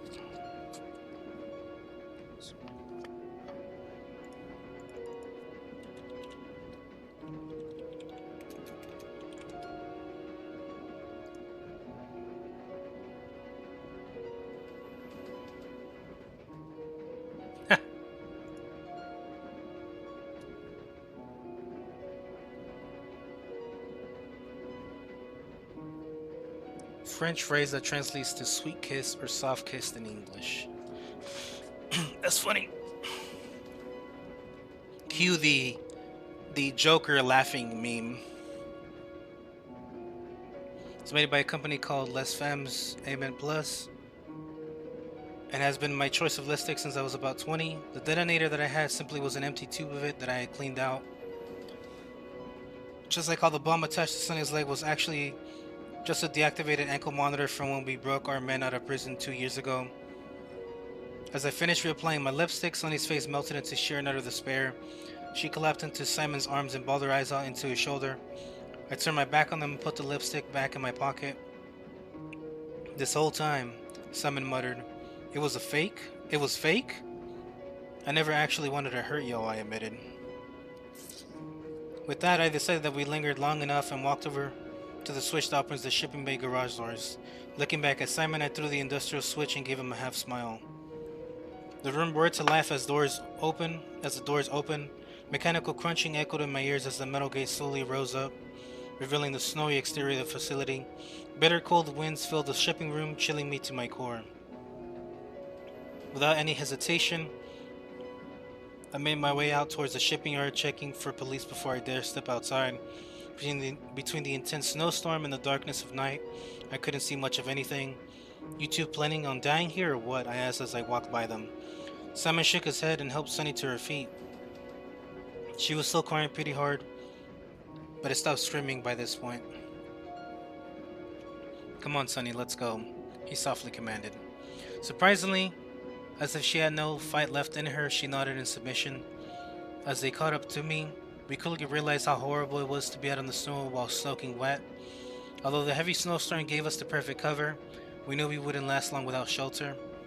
In the distance we could hear police shouting, "Fuck, it's freezing," I chattered as we moved. "You two with me?" "I am," Simon confirmed. "Sunny's guiding me." I looked back to see a very disgruntled Sunny revelation trekking it through the snow with Simon. As we moved from building to building, searchlights cut through the snowstorm in a futile attempt to locate us. "Look, Sunny," I began. I don't want to hear it, Ophelia," she interrupted. "I have to get Simon to safety." "Yeah, let's just focus on that for now." Seeking shelter from the harsh storm, we headed into one of the abandoned buildings for a momentary reprieve. Although the interior was long since burnt out, the structure itself seemed solid except for one part. Near the furthest part of the building, a fleshy tendril had burst out from the ground and burrowed back into it, exposing just enough of itself for me to notice it.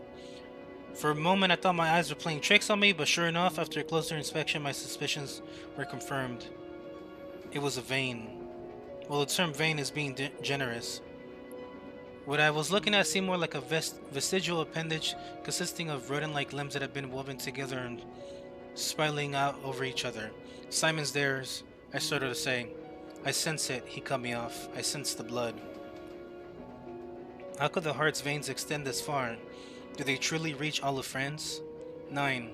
Not that I know of. People would have reported sightings of it at some point. Then how did... Suddenly a searchlight shined past the window from a distance, reminding us that we couldn't linger. "Can't worry about that now," I stated. "We gotta move." Exiting the building, we made a break for it through the snow. As we went further from the facility, the searchlights and police grew more and more distant. Although we initially were tracking blood through the snow, most of our tracks ended up covered. After a bit, we made our way to the west feeding outlet, where crowds of people had gathered to celebrate the new year. Because we were freezing and covered in blood, our chances of blending in were pretty low, so we decided to avoid facing the crowd directly.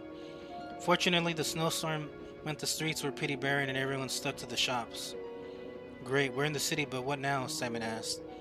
If the New Year's festival is going on, they'll definitely have people monitoring any entrances and exits to feed.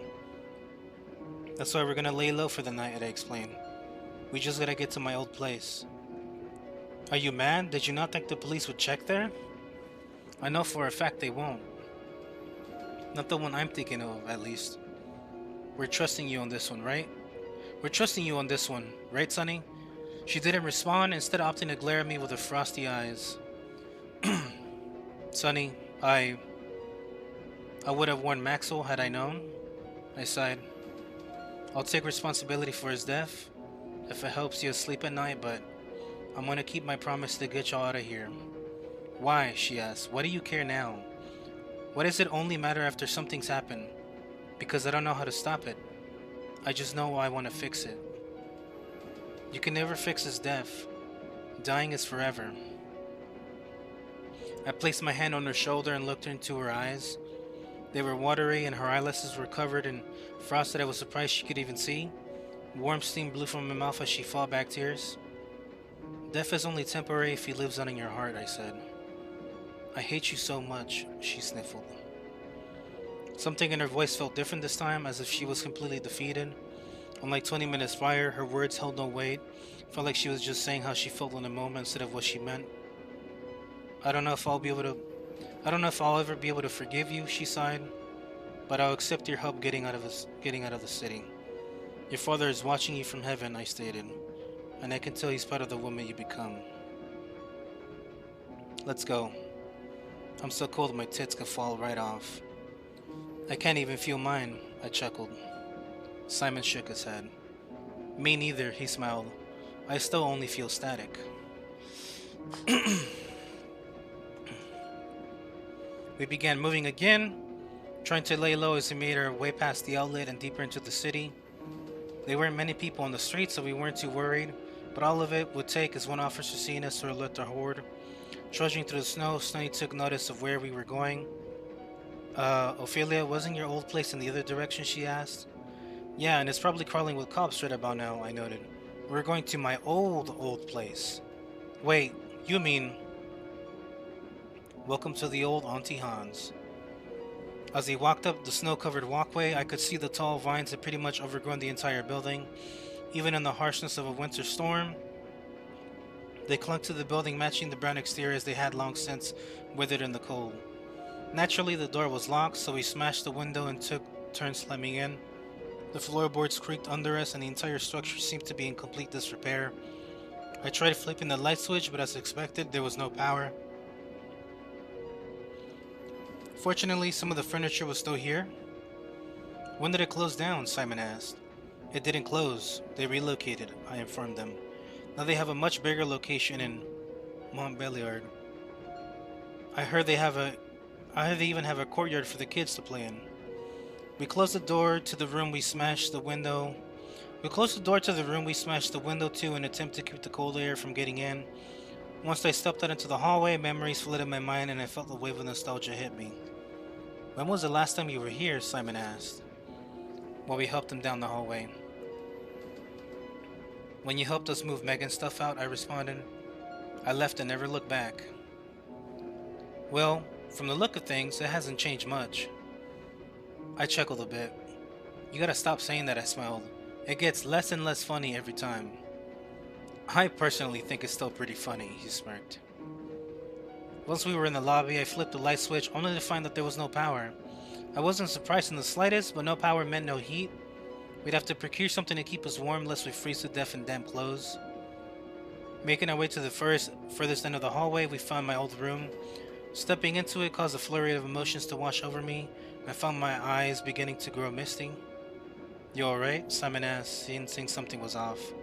You got quiet all of a sudden. Yeah, You just have to take a seat on one of the beds. Sonny and I will find us some blankets to keep warm. We helped him locate Megan's old bed, which was now just a mattress and a frame, and set him down on it. Once he was good, Sonny and I began scouring the other rooms for any bedding or blankets that could have been left behind. Hey, Ophelia, Sonny mumbled as she searched. Yeah? I responded tentatively. I've been thinking, why are you so keen on helping us escape feed if you don't know where you would go? What do you mean? I mean, what's your goal? You said the only thing that we... You said the only thing that we got back to Italy in one piece. No. So the only thing was that we got back to Italy in one piece, and yet you didn't have an answer when someone asked where do you go. Keeping my promise is my goal. I have no ulterior motives anymore. Sonny turned to look at me and scowled. I don't trust you, she grimaced. What's your real reason? Alright, fine, you got me, I sighed.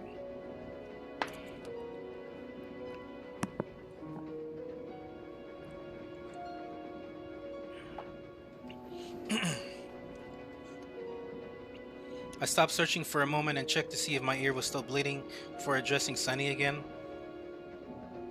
Do you remember that party on the rooftops to Megan and Robert's apartment, I asked? I do, she replied with a frown. I told y'all that the stars could tell our futures. Well, there's a bit more to it than that. Do tell. Well, I've never told anyone, but I do believe the stars to be truly clairvoyant. They don't just tell our futures, they tell an accurate account of our actions and events in our lives up to a certain point. That must be why Simon places so much faith in them. The age-old question of whether or not our lives are deterministic or free will isn't even a variable for me anymore. She looked at me as if she were confused by what I was suggesting. I know how my story ends, Sonny, I informed her. The only thing I can do is save myself. To save myself is to come to terms with what I always knew would happen. But for you and Simon, I have to be strong. You pretend like it's some selfless act. When you go from being a shipping manager to an ex-militant drug ring to public enemy number one, it begs the question, did you ever have control to begin with? I try not to think about these things. I believe that life is what you make of it. I believe that life is what you make it. I like to believe that as well, but I know how this ends, Sonny, so I'm trying to make things right before it's too late. She looked away nervously and sighed. Sonny, I stated. Take care of Simon for me. She nodded a little and kept searching. After digging through all the rooms on the first floor, we managed to only find a few thin bed sheets and old blankets. I told Sonny that we could retire for the night along with Simon and that I'd check the next floor for anything extra. Entering one of the rooms, I came face to face with the one person I will never be able to save. I was staring at a wall mirror. Someone must have forgotten to grab it when they moved out and a layer of dust obscured my reflection. Using my hand to wipe the dust off, I was able to see the damage Sonny had caused to my ear. I removed Seal's mask to get a clear look at myself, yet despite missing half my ear, having a massive burn on my face, or the splotches of depigmented skin that stained my visage, the only thing I could focus on were my eyes. My once beautiful hazel eyes were now stained in inky brown, and I lost their shimmer. They were unrecognizable to me. It hadn't occurred to me until I saw myself in Seal's mirror before this, but I completely lost sight of who I am. I had allowed myself to become a monster, and yet, when I looked into this mirror, I saw what I really was. Myself. Look at what you've become, Angel's voice whispered. You finally see clearly, don't you? I know you're just in my head, I sighed. I'm so far gone I don't even hear my own voice in my inner monologues, don't I? Perks of an overactive imagination, I suppose. I guess. So who am I? The real question is, who do you want others to remember you as? Remember me? First impressions are important, but it's what you do in the end that people will remember you for. What I once saw as stains on my skin were now empty holes, no longer training my eyes along the depigmented splatter. The burn on my face was far more prominent, more attention grabbing than any skin condition ever could be. Although I once tried to mask and hide the white skin in shame, by now it felt barely noticeable. With a sigh, I grabbed the child-sized blanket off the bed and headed back downstairs. As I entered my old room again, I threw the blanket on my old bed and unstrapped my chest rig. It had been on for so long, constricting my chest and pressing my breast into me that I involuntarily exhaled once it was off. The huge relief of being able to breathe again was cut short by my nose still being stuffy from being sick. Sunny had bundled herself up in a massive wad of the blankets and the sheets we found and was already fast asleep on Megan's old bed. Simon sat on the edge, rubbing her back and softly singing to her. I tried to stay as quiet as I could while I undressed to get out of my damp clothes. Although Simon couldn't see, I decided to keep my underwear on for at least a little bit of warmth. While I took my clothes off, I grabbed an extra blanket from their bed. How you holding up? I asked Simon. Still alive, he nodded. Which is much more than I thought I'd be. The prospect of death didn't seem to faze you much. When your whole family dies in their 30s, you start to understand there's just things beyond your control. I was quite certain I'd meet my end trying to escape and the rush just kept me going. Still, you've run surprisingly well for someone who can't see where he's going. Heh, can't worry about running into something if I can't see anything. Yeah. You alright? I think I cracked my rib when I was shot earlier. The plate in my rig blocked it, but it hurts. Sonny hit you in the chest? No, this is before that. He stopped running Sonny's back and turned as if to face me. You know, it's still hard for me to believe, he sighed, that you are what you are. Never in my life did I think I'd touch a gun, I admitted. When I was a kid reading books and watching movies about being an action hero, it all looked so glamorous. And yet, to many you're the villain of Feed. I know. That's why I'm trying to make things right. I removed the floppy disk from my jacket and examined it. Simon didn't know I was planning on turning myself in, and something in my heart stopped me from telling him earlier. Tomorrow, I'm gonna get y'all as close to the gates as I can, I informed him. You and Sonny are gonna be on your own for a bit, but I'll catch up. What are you thinking? Someone's gotta distract the guards, and I have the perfect way to do it. Just promise me the two of you won't stop until you're deep into Switzerland. From there, you'll be able to take a train. Are you gonna be able to handle this on your own? Don't worry, this time I really do have a plan. I thought for a moment before realizing I finally had the chance to ask him a very important question.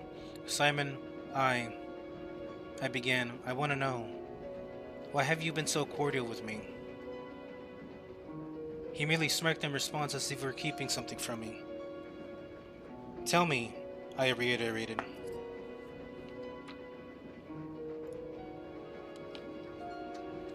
You'll find out soon enough, he grinned.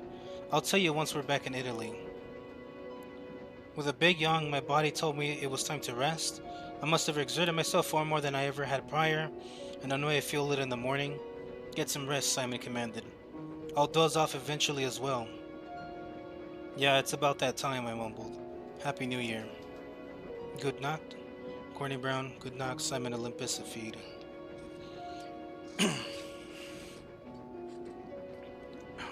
I butchered that, but whatever. I lay down on my old bed and stretched out for a bit. My body ached and I was in a fair amount of lingering pain, but somehow I managed to get as comfortable as I could. The throbbing and stinging I felt in was left in my ear, was starting to subside, and the intense pain I felt in my ribs slowly vanished. Before I knew it, I was asleep.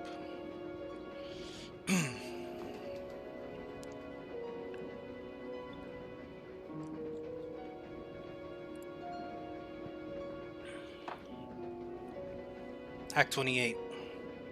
The Woman Who Sold the World. I woke up the next morning to light shining from the window directly to my eyes. My whole body felt like I'd been thrown out of a moving train, and my ribs hurt when I inhaled. Spit and drool covered my cheek, and I ran down my chin. I groaned. Barely mustering the strength to sit upright, I wiped the crust from my eyes and saliva from my face. My ear had scad over, and I could feel the scab crack a little when I moved my mouth. You look like you slept well, Simon stated. Ha ha, I replied sarcastically. The joke's hitting old, Simon. I get it. You still can't see. The only thing I can't see is your face. Huh? I turned to look at Simon, who was still sitting on the bed in almost the same position as last night. A smile formed on his face as he looked at me, with his eye. What the? I gasped, all groggy. Ja, I couldn't believe it either, he smiled. I freaked out this morning over it, yet I somehow didn't wake you. Everything's fog and I have absolutely no depth perception, but I could see more than just visions. In one of his empty eye sockets was a crimson red eye, tucked neatly behind his eyelids. Surgery marks and sutures indicated where Eden would have had to open his skin to place the eyeball so he could still blink. Why couldn't you see yesterday, I asked. Well, as it turns out, I could. I'm just so used to darkness that I didn't think to take the blindfold off. I couldn't help but chuckle. That's such a you answer, I giggled. This is wonderful news, except that you have to see me in this state. Relax, you look about as what I expect for someone in your shoes, he responded. Even if I can't see your face, it's nice to see you again. It's always nice to see you too, Siggy. He sat there in his underwear. His chest was covered in sutures that held the skin together from Eden's surgery. The orange veins in his chest sprawled throughout his body, faintly glowing beneath his skin. I was slightly shivering from the cold, but my clothes had dried out at this point. Truthfully, it didn't really matter much that Simon could see me in my underwear, so I got up and began putting my clothes back on in front of him. You've got a nasty bruise, Simon mentioned. I got a bunch of them, it looks like, I replied as I examined my arms. No, and this one's pretty bad, left side, under your breast. Running my hand along my body eventually located the bruise instantly. A huge shockwave of pain rocketed through me, causing me to hunch over a bit. I grunted. Fuck, my ribs definitely cracked. All I could do was breathe as the pain subsided. Oh my stars, I gasped. I thought those plates were designed to block bullets. Well, you don't have a hole in your body, Simon shrugged. So I think it did a pretty good job. My body's killing me. Let's get Sunny up and get this show on the road. Simon began to nudge Sunny in an attempt to wake her up. She rolled over, grunting as she did, and opened her eyes. The moment she saw that Simon could see again, she shot up like a rocket. Oh mon Dieu, she exclaimed. You have an eye? And it works, Simon grinned. Oh, says Ben. That's amazing, you can see everything but a face. Her expression immediately melted. What? She murmured. I see everything clearly except your face, he explained. Where your face should be is nothing more than a swirling void of imagery and distorted memories. So you can't see me? Only memories of you and your beautiful smile. She pressed herself into his chest and hugged him. Something in her voice felt hollow, but judging by what she went through yesterday made sense. As if he ran his fingers through her hair, I found myself having to look away for some reason and continue getting dressed. I was almost fully dressed anyway. If you could give us a moment, Simon addressed me. We'll get dressed and be out soon. Why, of course, I agreed. When I finished getting dressed, I grabbed my rig and left the room. The door creaked behind me as I stepped into the unfortunately familiar hallway of Auntie Hans once again. Now it was daytime, I could probably see the old dilapidated wooden floors and bedrooms that I used to pass by. As a teen, what should have been a feeling of resentment inside of me was diluted by a sense of melancholy for some reason. Although I really had no sense of attachment to this place, I couldn't help but remember meeting Megan here and living within the walls of this establishment for so long. I've come such a long way and yet it all feels so recent. Damn it. My water is gone. Oh well, at least I still got coffee. Okay. It's almost poetic that this shithole will be one of the last places I see before I turn myself in. I reached into my pocket and removed the floppy disk and splashed our stuff from Eden. If I could manage to get these to the right people, then all this would be worth it. Ready to head out? Simon asked from behind me. I was about as ready as I'll ever be, I responded. Well, now that I can see again, allow me. In an almost sardonically polite manner, Simon unlocked the front door, opened it, and bowed, gesturing for us to leave the building. We tried our best to not raise any suspicion as we made our way down the street and towards the outskirts of Feed. I kept my head unavoided, allowing others to see my face, but as we kept moving, I began to notice something strange. Tiny fleshy tendrils, like the ones that grew from the heart, were now beginning to grow out from the cracks in the road. Every so often, we see a large one breaking through the cobblestone and emerging like a worm in the soil. They pulsated as if the hearts beat, sent vibrations all the way to their tips. I looked directly at one. I swear I heard a voice in the distance. Blood.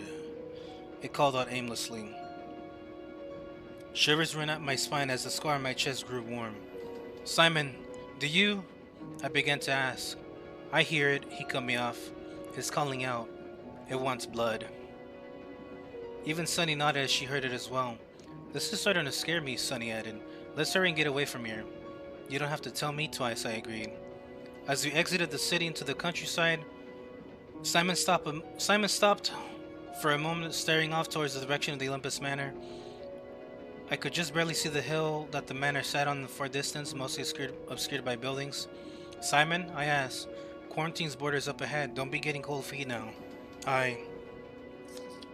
He's not. He mumbled as if in a trance. I'm not. It's calling.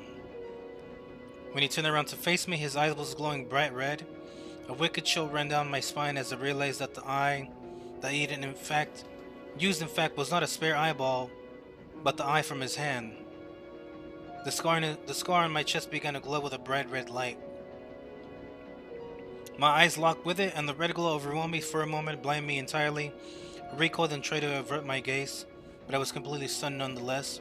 After a few moments of rubbing my eyes, I could see again, except there was nothing to see. Where am I? I exclaimed into the void. Horrific imagery flashed before my eyes after respond to my call. I really wasn't expecting an answer, let alone one that came from within my mind. Twisting flesh formed within my hand, as if to form a canvas of some sort. The canvas itself hosted imagery of tendrils and veins that spread out, as if to form some sort of root-like system that that planted a seed within my thoughts and sought nourishment from the blood-soaked soils of the earth. Yo, what's up, Nigel?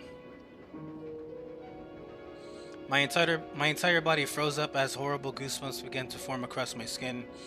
Otherworldly voices and whispers echoed in the distant nothingness, speaking in the same incomprehensible language that the heart spoke in initially. A creeping realization that I should not be allowed to see what I was about to set in, as if I were being rewarded for participating in some disgusting game. For some reason, members of the Olympus family that I recognized from pictures within the manor kept possessing my thoughts. The flesh canvas formed into spires, were seen plump and filled with glowing orange blood.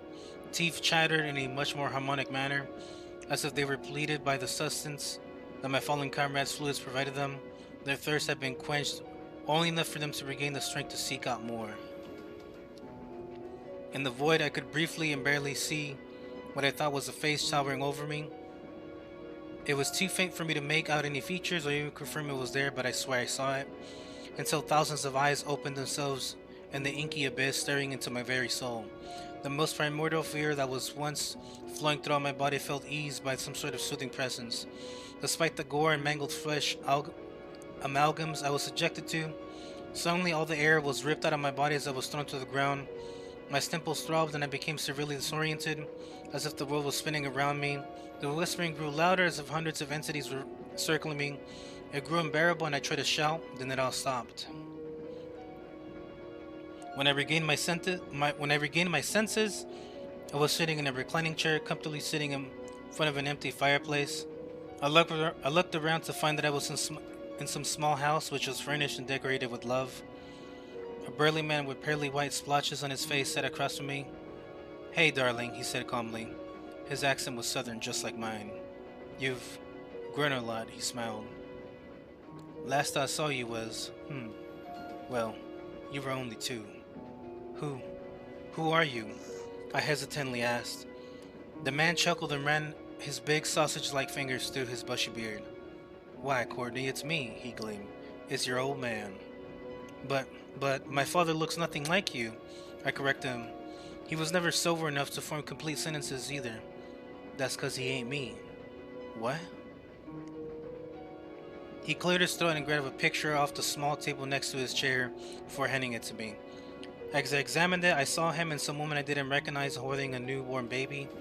The baby had to be me, since it was congenital atypical vitiligo. You were kidnapped when you were 2, he stated solemnly. Your mom and I tried fighting, and she lost her life. He hung his head down and tears welled up in his eyes. I lost everything that day, he sighed, but I didn't stop looking for you. All I could do was stare back at him in shock. I searched everywhere, he continued. I went to the cops, the schools, everywhere, but I couldn't find you, until years later. As he wiped his face, I could tell he was a very tough man, was having trouble keeping himself together. I searched across the whole state of Louisiana until I found you in a meth head, drug-ridden trailer park, he explained, where they were trying to pawn you off for money. My parents, I mumbled. Your ma and pa are fighters, so we're probably where you got your bark from, but the rage, the anger I felt when I saw what they were doing to you was something else. He clenched his fist so tightly that it seemed like reality itself could shatter in his hands. I lost control, he snarled, and I brutalized as many of them as I could until I was shot, trying to escape with you. Why don't I remember any of this? Well, that I don't know. I closed my eyes and sure enough, all the memories were there. They flashed before me as they were some sort of grand epiphany, and yet they were there all along.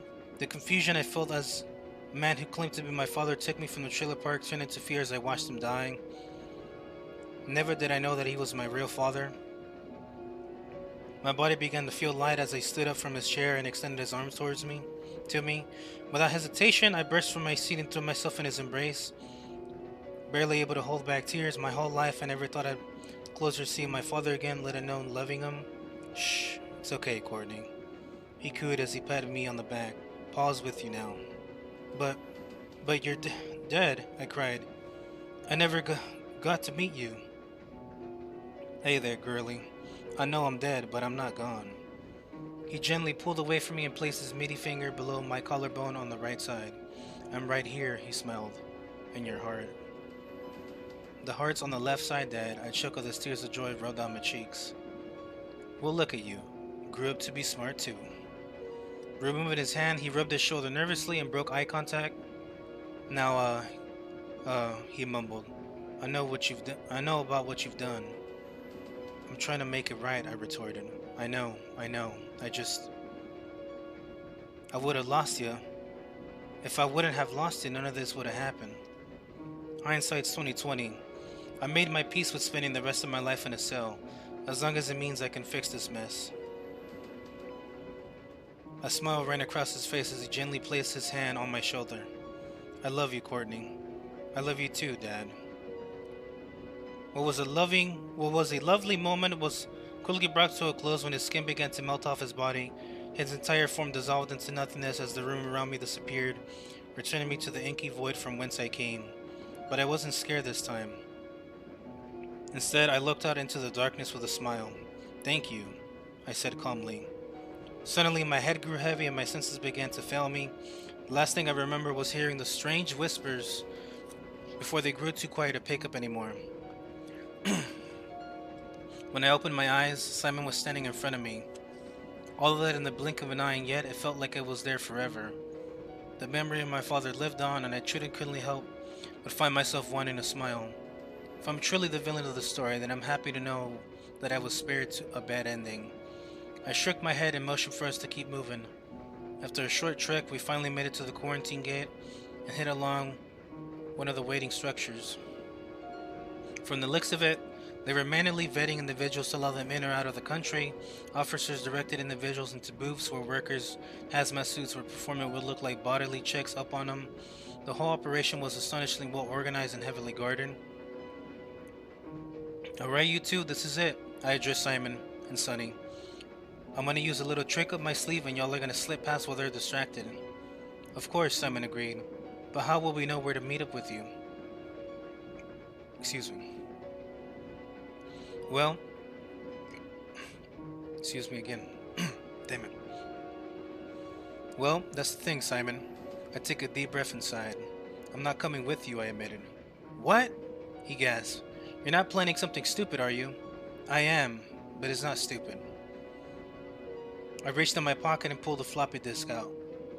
This contains all of Eden's records on our medical advances, I explained, and everything the government needs to cure entheogen. 9, he sighed. Don't tell me. No matter how much Eden had me in the dark, the responsibility of this falls into my shoulders. I have to personally ensure this gets to the right people, even if it means getting caught. Just mail them the damn disc or give it to someone else to hand it over to them. That's not the point. I sighed and put the floppy disk back into my pocket before facing Simon directly. When I saw your features with the stars, I saw mine as well, I explained. I saw it every night I looked, and no matter what I did in my life, no matter what actions I chose, it never changed. You can still change it, he tried to assure me. Well, that's the thing. My eyes would grow misty as I looked at the genuine concern across his and Sunny's faces. I don't want to, I informed them. I deserve this. You're a fucking... He tried to speak, but I placed my finger over his mouth to stop him. Just like you deserve to live a long life with Sunny, I smiled. The two of you deserve to go back to Italy in one piece, settle down, and live happily and fruitful lives together. From what I've seen, you two have both matured into lovely individuals, and I wish you all the best. Then I leaned forward and gently kissed him on the lips. What was that for? He asked. That was for luck, was my response. I backed away and grabbed his wrist, making sure it was the one that Eden had an operator on, so he could feel my touch. Then I removed the necklace that Megan gave me all these years ago and placed it into his palm before closing his fingers around it. And this is to remember me by. Giving him one last smile, I turned around and walked directly out into front of the guards. Immediately, as if on cue, they pointed their rifles at me, sounded an alarm at the gate. Though the sounds of them shouting and the panic from the surveillance, I saw Sonny pulling a very angry Simon from past the crowd while he lit a cigarette to calm my nerves. He couldn't take his eye off me. Slowly I put my hands up and tilted my head down, surrendering to the French guards. Then one leg at a time I knelt down to rest on my knees. As they screamed and shouted at me, they slowly drew closer to arrest me. I would like to surrender myself, I stated loud enough that everyone could hear me. One of the guardsmen approached me as to act as a mediator. He seemed to rank higher than most of the men, and it became apparent why as soon as he opened his mouth. Agent Bernard of the DCRG, he stated as he flashed the badge. Keeps your hands where I can see them and don't think of even trying anything. There's nothing to try, Bernard, I responded. I'm tired. Sick of running and Eden has to fall. Do you have any weapons on you? Yeah, I got a pistol. Right side. Suddenly I felt my wrist get grabbed and yanked behind my back. Within moments I was cuffed and pushed to the ground. Memories of kids shoving into the grass briefly flashed through my head. Although it angered me to my core to be handled like this, I know I had to cope with it for the sake of others. They pulled my jacket up and removed the pistol from my holster, checking to see that if it was loaded. Once that was cleared, they helped me stand back up and held on to the cuffs to stop me from going anywhere. Yo, calm. Thanks for the follow, bro. So you're the cowgirl, aren't you? Bernard asked, examining me up and down. Your infamy is staggering to the rest of France, yet you're so young. I'm 29 this year, but I never wanted it to go this far, I admitted. Now that it's boiled over and my colleagues have been ruthlessly gunned down, I see no reason to keep resisting. They're gonna have a field day with you. They're gonna have a lot more than that once I get the floppy disk in my pocket to them.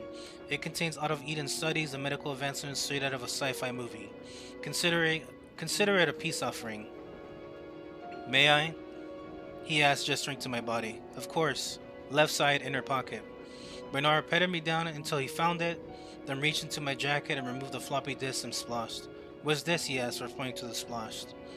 It's all in the disk, I nodded. It'll explain everything. He placed both of them in a special red baggie and handed it to another guardsman. I noticed my handgun had been placed in an identical bag, which led me to believe that they were used for evidence. After saying something into his radio, the man nodded and headed off. But now the crowd had resumed what they were doing, and I couldn't locate Simon or Sonny anywhere. Yet something was off. The crowd seemed restless, as if it was being stirred from within. In retrospect, I was a fool not to notice it sooner, but my attention was pulled towards the authorities I was interacting with. Well, you've been more than cooperative, Bernard stated. We'll make sure those get where they need to. Before you throw me in a cell, I added, I have a proposition. This will be good. What is it? I know what's an entheogen. It's not gonna be on that floppy disk, and I don't have it written down anywhere. Gonna try to bargain for your freedom? The opposite. I want to personally assist with developing a cure. I'm partially responsible for this happening, so I want to help fix it. He thought a second before nodding. Well, I don't have the authorization to allow something like that, he informed me. However, you might be able to work out something once we get you back to HQ. It's appreciated, I thanked him. Now, I don't like being handled too much, so just lead the way. No funny business. Follow me. We're gonna get you loaded up into a truck, turn you in, and they'll have a whole process there, and we'll... Before he can continue, a young man sprinted out behind us, shouted out the top of his lungs. He was extremely fast, and we barely had enough time to turn before he was up close. Sinners shall be purged, he screamed in French. The guards yelled at him to stay back, but by the time anyone noticed him, it was too late. He pulled some sort of contraption from his coat and pointed it right at me. Suddenly, an ear-splittingly loud crack rang out as he activated it. It was immediately followed by guards opening fire, killing the man on the spot. The crowd was sent to a panic, forcing the guards to try and maintain order. Civilians looked on in horror as the man's body laid on the ground in a pool of blood. It was so sudden, it startled me so badly that I couldn't move. I just stood there looking at his body completely paralyzed. Let's go, cowgirl, Bernard commanded, into the truck. But I still couldn't move. Come on, he barked. At all. Cowgirl? My body gave out and I collapsed to the ground. Although I hit the ground hard, I didn't feel any pain or impact. I tried to get myself upright, but I found that my body was no longer responding. Bernard shouted into the radio calling for an ambulance. I could no longer feel my whole body, so it took me a few minutes to realize what had actually happened. All I could do was watch as blood slowly dripped out of my mouth, unable to move my head. The crowd of civilians was perfectly in my line of sight. Right past the boot of one of the guards standing near me, my eyes slowly dragged along the sheer terror across each and one of their faces. I couldn't breathe. My body tried desperately to inhale, but I wasn't able to get any air. As I began involuntary gagging, I realized that I wasn't choking on blood, but actually that my airway had been punctured. Sounds began to blend together as my vision grew blurry. The last thing I saw in my reflection was the pool of blood I laid in. That was the death of Miss Cowgirl. Well, that's the end of my final report.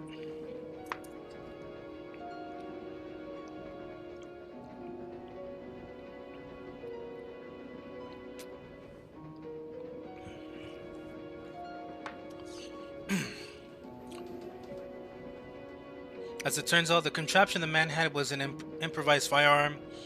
When he shot me, it shattered one of the spinal discs in my neck, paralyzing me on the spot. I only have Bernard to thank for his swiftness in getting me taken to a hospital. Well, and Eden for inventing a device that works so well it can revive the dead. Now the look of fear from mere moments from before the gunshot is the only mask I can wear. Had I not thought to take the splosh from them, I doubt any form of surgery would have saved me. I would later learn that the individual who shot me was another member of the garden, many of which Eden sent out to hunt me down. It was pretty dumb of me not to think the first thing they would do was send their faithful to tie up loose ends, and I'm impressed by how quickly they found me. For Eden themselves, apparently the prospect of working with the government was too much for them, as they committed suicide with a lethal injection not long after we left. Their greed and selfishness disguised as wanting to help others went on for too long, it seems, and I'm glad I managed to copy their records when I did.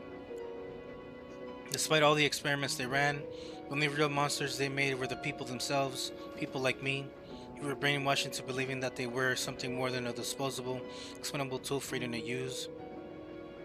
The whole facility must have been cleared out by investigators at some point, and I can't imagine they were ready for what they saw. I could have never fathomed what horrors were in the facility itself, and in my opinion, the whole place should have burned to the ground. News reports of the veins from the heart have been popping up everywhere. It turns out that those fleshy tendrils were drawn to all the blood from the slaughter at the facility, and constantly cry out to anyone who looks at them. While I know that your special head med crews are absolutely top notch, I do want it to be known that the influence that thing has had on me was intense, so do make sure your men are prepared. I don't know what happened to Simon and Sonny. If they took my advice, then they should be back in Verona by now. I deeply implore you not to seek him out, since they had little to do with Entheogen or Eden's facility. While I may be tempting to question him about the heart, I personally think any knowledge of that you could get from him would be already documented in notes that Robert transcribed for me. Please refer to those when attempting to isolate the heart. Now, while I appreciate being kept alive here, I do know it's only because I knew what was in Entheogen. However, I am now a quadriplegic, plugged into many machines and tubes, and that it truly begs the question of whether or not this could be considered living. I have no doubt that the second I revealed the chemical the government funding it takes to keep me alive will greatly diminish. So I do not blame you or anyone else for the decision that was made involving my life. Now that you have what you want from me and a cure is being developed, I guess it's safe to say that Ophelia Brown has expended her allotted time among the living. At one point there was an anger deep down inside of me that could flare up at a moment's notice. See, hatred burns bright and fast, but it burns until nothing is left. It consumes all and leaves nothing more than charcoal in its wake. A withered up husk of what once was is all that remains, surrounded by death, decay, and destruction. But now I only feel calm.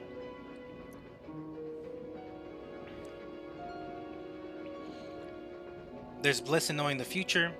When the stars showed me a reflection of my past in a shallow body of viscous liquid created from the echoes of all my history staring back at me, I knew what it meant. Although I tried to change it over the course of my life, I believe I finally made peace with how it ends. The fighting inside me has finally subsiding from knowing that it was never about how I started my story, but how I chose to finish it. I could only hope that I did the right thing, which brings me to my final request before I die. An egg and cheese sandwich with all the crust cut off, just like how he made it.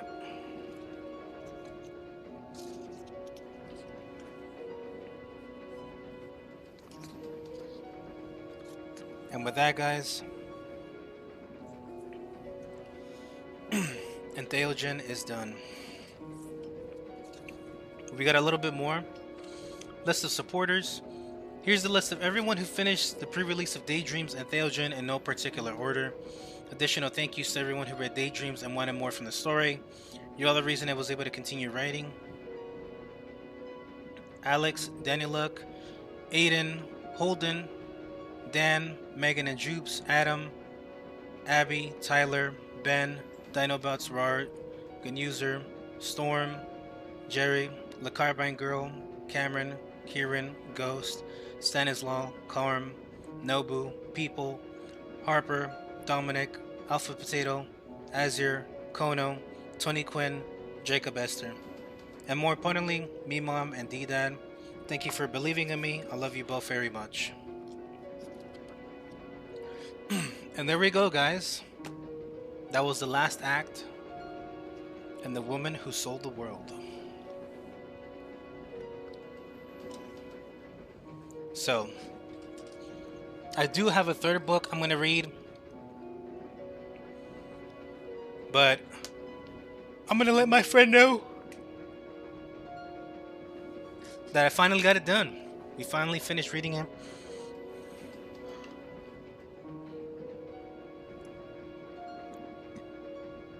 And I don't even know what I'm going to play.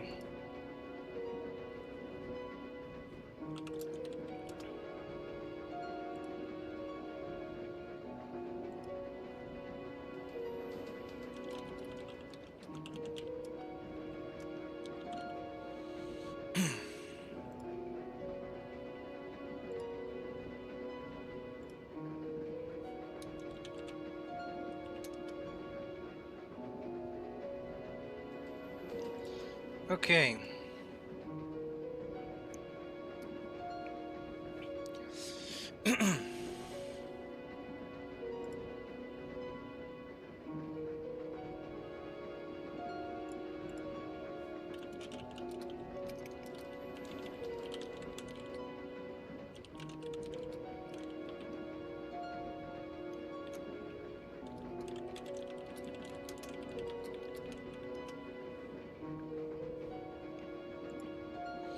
Alright, give me a second, y'all out. I'm gonna mute, I think I have Discord muted.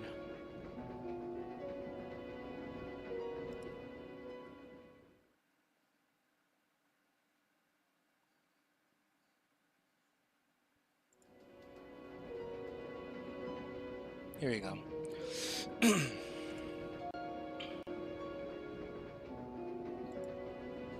Chris!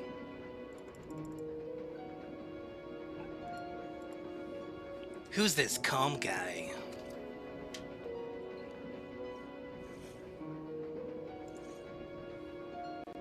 Serves? I don't have any beer, bro. I need to take off the redeem because me and my bro, we haven't drank anything in like months.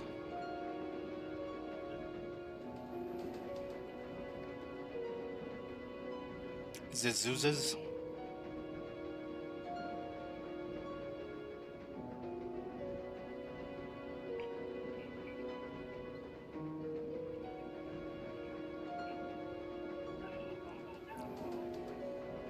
Okay.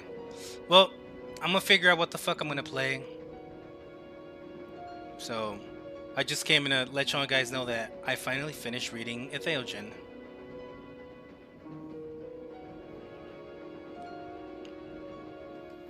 Yep, I will.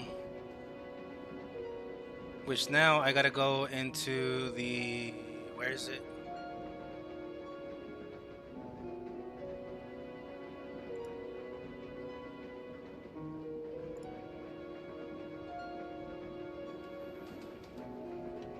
Where's the chat again where you can get the rolls or whatever?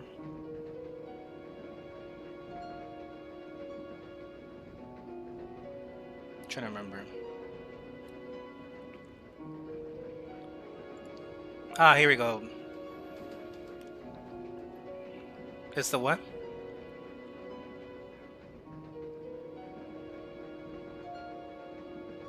The...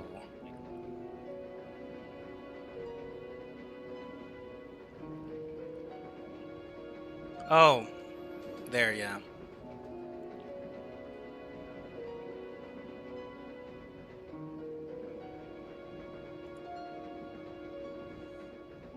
So I should only click on the Eschaton pre-release once I'm done reading that, right? Basically.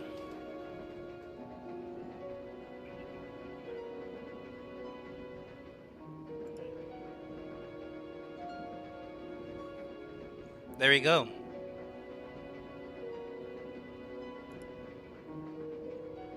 Daydreams. Finish Daydreams. Entheogen. Finish Entheogen.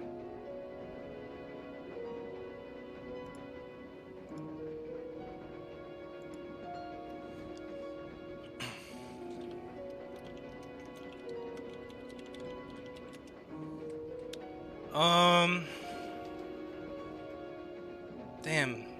It sucks this food Roby isn't on. I actually feel like playing something right now. The Finnels. The beginnings.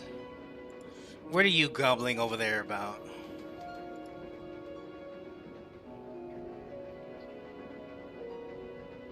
Ugh.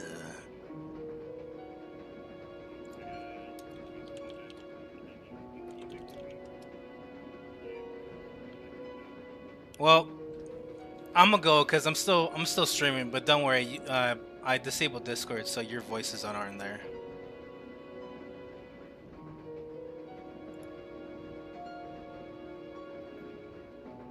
Huh?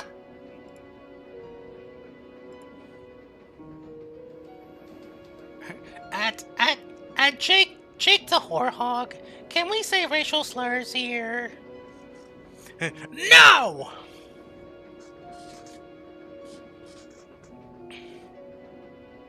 Oh my god, Heaven Piercer, The Fall, Ultra Kill 8-4 theme. Okay, calm. You gotta tell me, is that song a banger or no? The one that you put in your snip, like 10 minutes ago. The first one.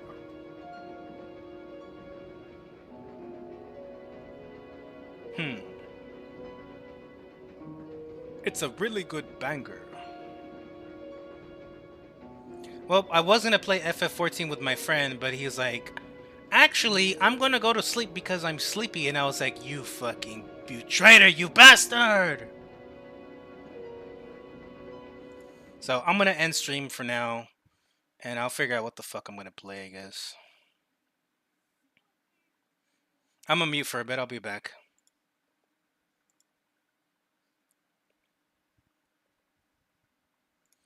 Alright, y'all. So like I was saying earlier, I'm gonna be ending the stream for now. I'll probably be back within like 30-40 minutes or so. I'll figure out what the fuck I'm gonna play. But thank you guys so much for stopping by, for listening to me finish my friend's book. I need to gather up my thoughts a bit of the stuff that I enjoyed from it and everything, because I'm gonna be leaving a review for him. And yeah, after that, I will be starting to read his third book, which is the main one that he has on pre-release right now. So that way we can see what's up. But until then, I'll catch you guys later, and peace out, y'all.